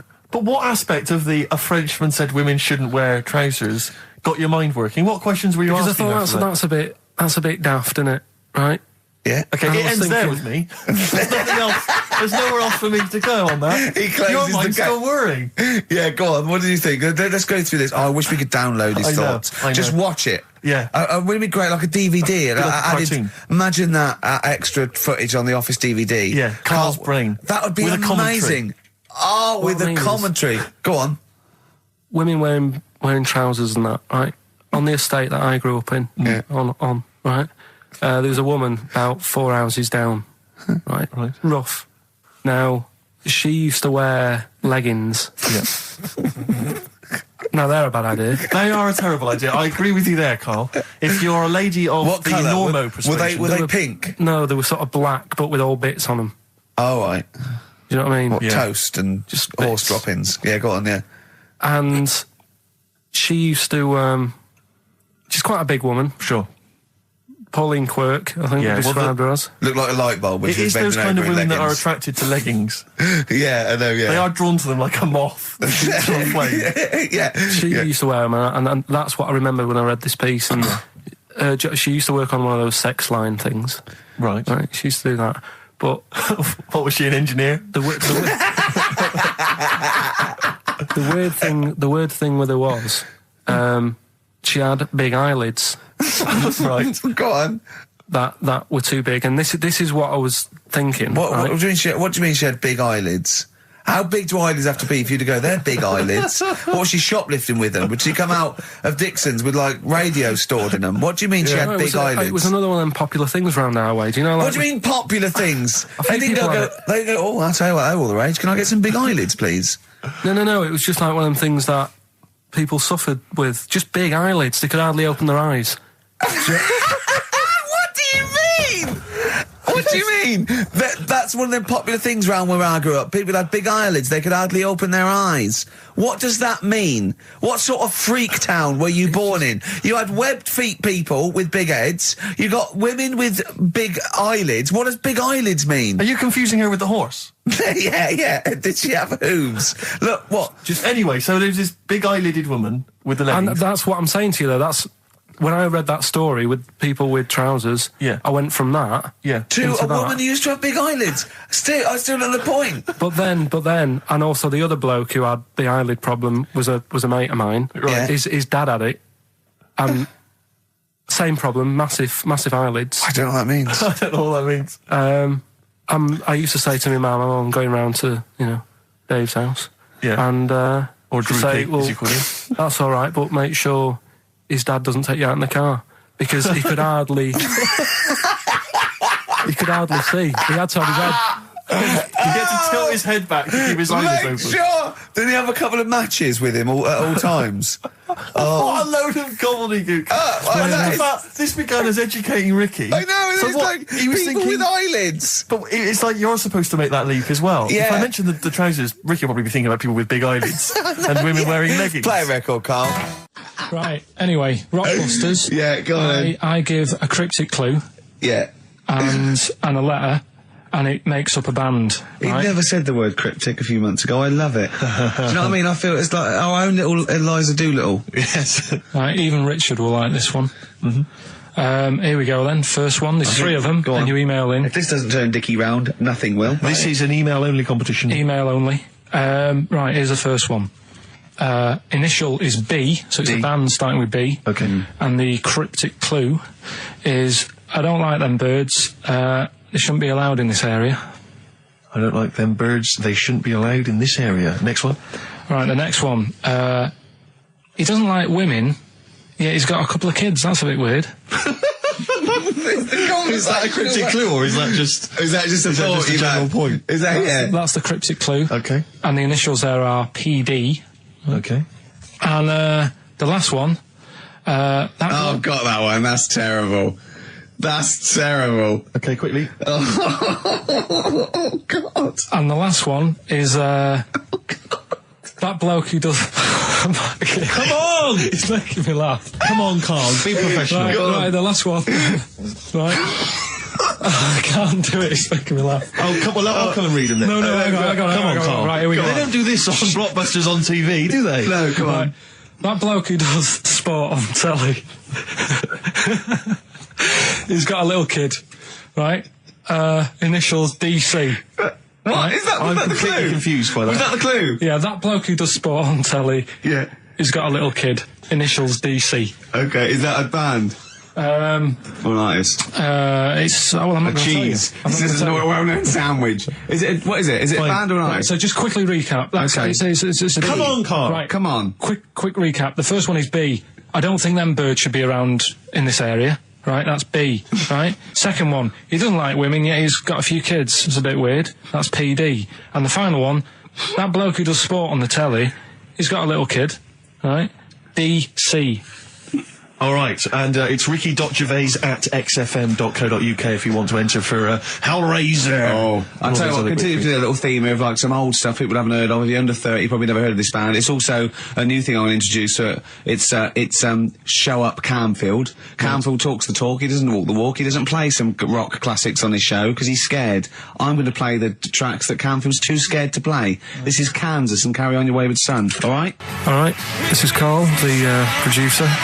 of Ricky Gervais and Stephen Merchant on XFM 104.9. We're playing out some of the best bits. Hope you're enjoying it. Here's another one. Coldplay, One I Love. That's for Nick, Neil, Olivia in Tower Bridge. Absolutely, and also Nikki from Bromley who emailed in. She's enjoying the show and she wanted a bit of Coldplay. That's the B-side of the current single. This is a great show, isn't it? We've got great music, we've got laughs, tears, we've got requests, we've got Simon Mayo games. It's just like Radio 1 for less people. Exactly. Radio 1 for less people.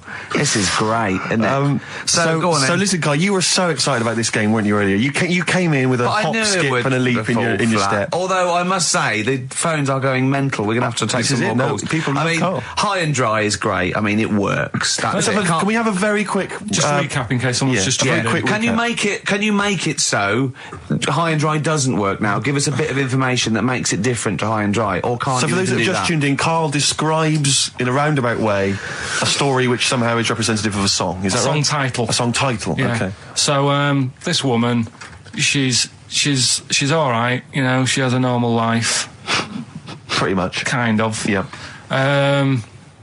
There's probably a few things actually that she can't do thinking about it. But the main problem would be having a wash or having a bath or having a shower.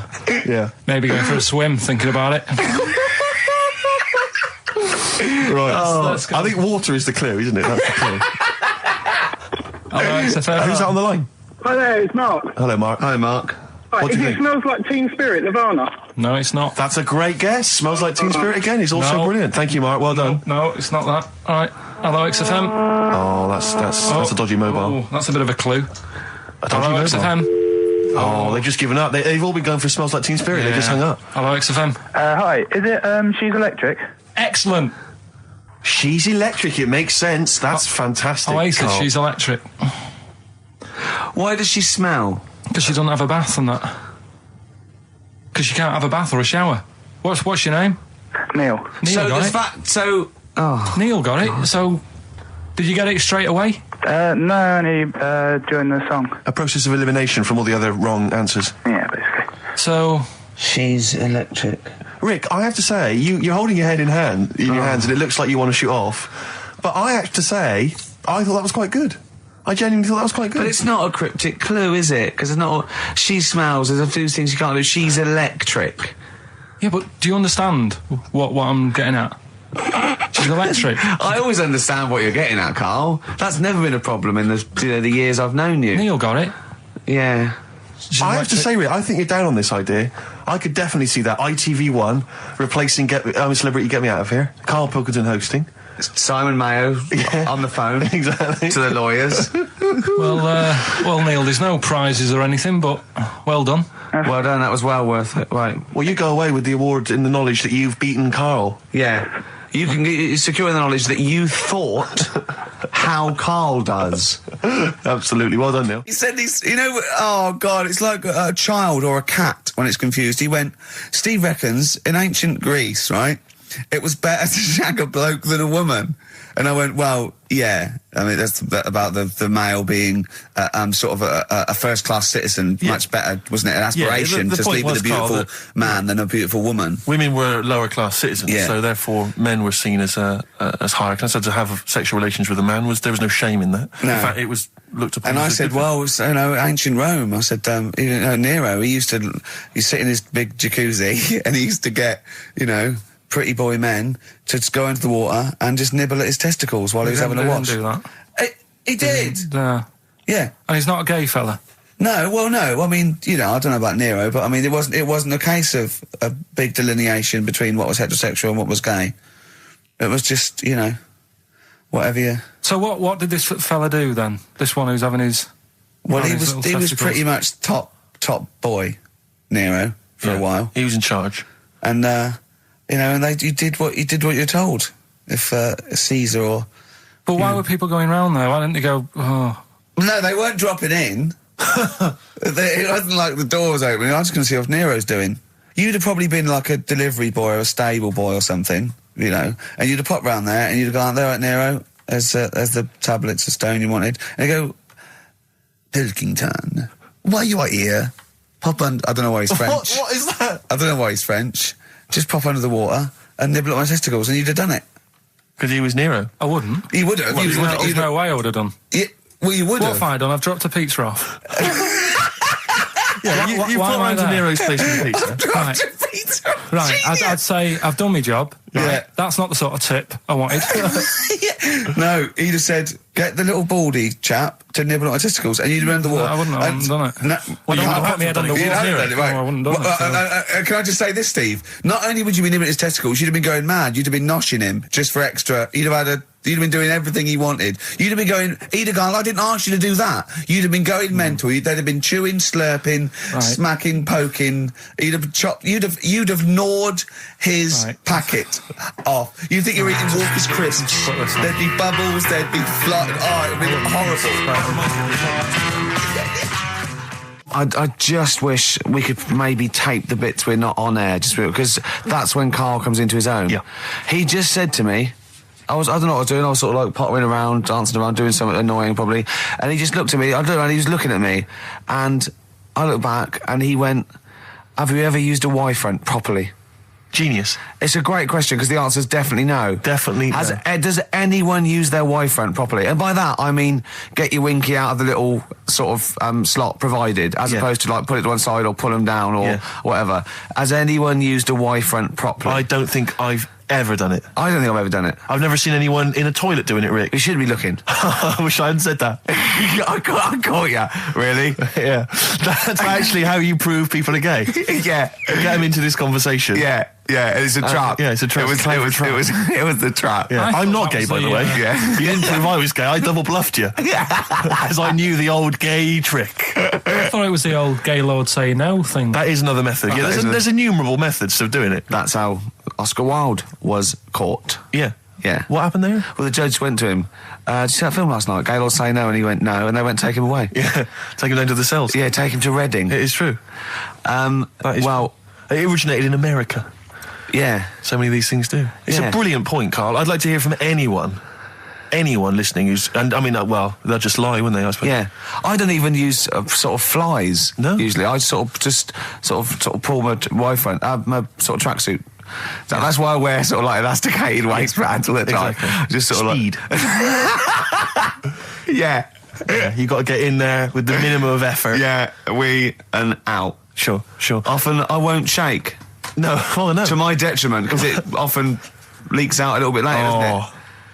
Ever been out on a date with a girl where it's just trickled down your leg and you wish it hadn't, and you're thinking, what if she gets my trousers off later? She might smell or see it. What? What? I don't know. I don't know what I said there. Right. Yeah, but it's all the time. It's not just, I mean, you haven't done that with me, taking your clothes off and that yet. But, like, last night we were sat in the pub and I was saying, right, let's not even worry about new features then. Let's get the current ones, going. Like what? Good. Like, the one that I was trying to work out, the cheeky freak of the week. Think of that! Yeah, but Think of that, though, as a normal conversation. Yeah, I'd looked online, right? I didn't find that much. I found, actually, I'll tell you what I found later. Brilliant. We're looking for them, right? And then at one point, I think you said to me, go and, what about the Guinness Book of Records? Yeah, they'll have, like, the best freak in the world or whatever. Yeah, ever. So I said, yeah, bring one in. Now, you've got one at home. Yeah, I've got a couple. But you couldn't be bothered carrying that in today, so I had to go out of the pub that I was at. Yeah. Nip into Borders. Yeah. Buy a Guinness Book of Records. Yeah. Out of my own money, $18.99. Yeah. Bring it back, and then you said, I don't know if I want to do this feature. So it cost me 20 quid for that. I had to buy a video for Silence of the Lambs film clip. I'm actually out of pocket at the end of this. But do you want to work with me is the thing. If you want to work with... people would pay that sort of money to work with me, Karl. You're a lucky bloke. Think how many people think, Karl, he gets to drink and sit. Yeah. Well, you making a cup of tea and I surprised, didn't I? Little surprises. Steve, last night, do you know when I left the pub in a bit of a mood because I just fed up with not getting anything done? Yeah.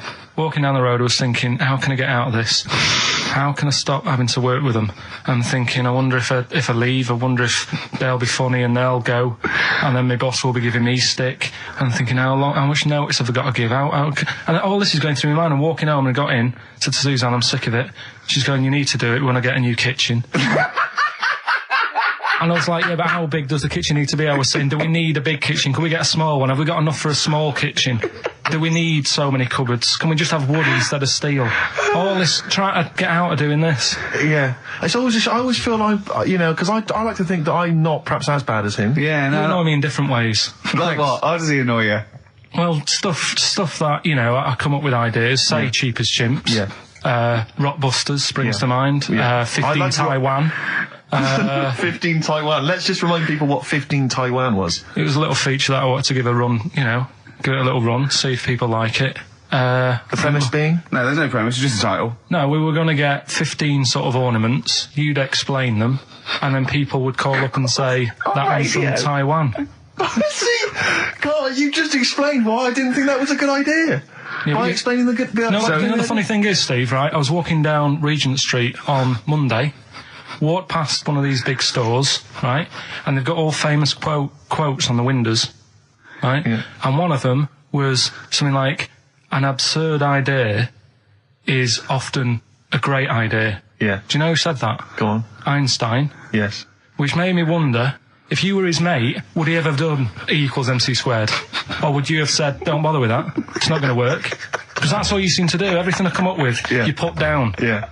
Well, that's one thing. He's negative, right? I don't know why. I don't Okay. know why he is. What else? He messes me about. I get him concert tickets for stuff, and you say, oh, I didn't bother going. Yeah. Yeah, that is annoying. You come in, with, you know, 5 minutes to go with tracks that need editing. Yeah. The little bag, that bag that was free. Yeah, you got a free bag today, an XFM little rucksack thing. Yeah. You were like, oh, what's this? What's this rubbish? Yeah. Ricky said, I'll have it. They're great. He said, no, I want it.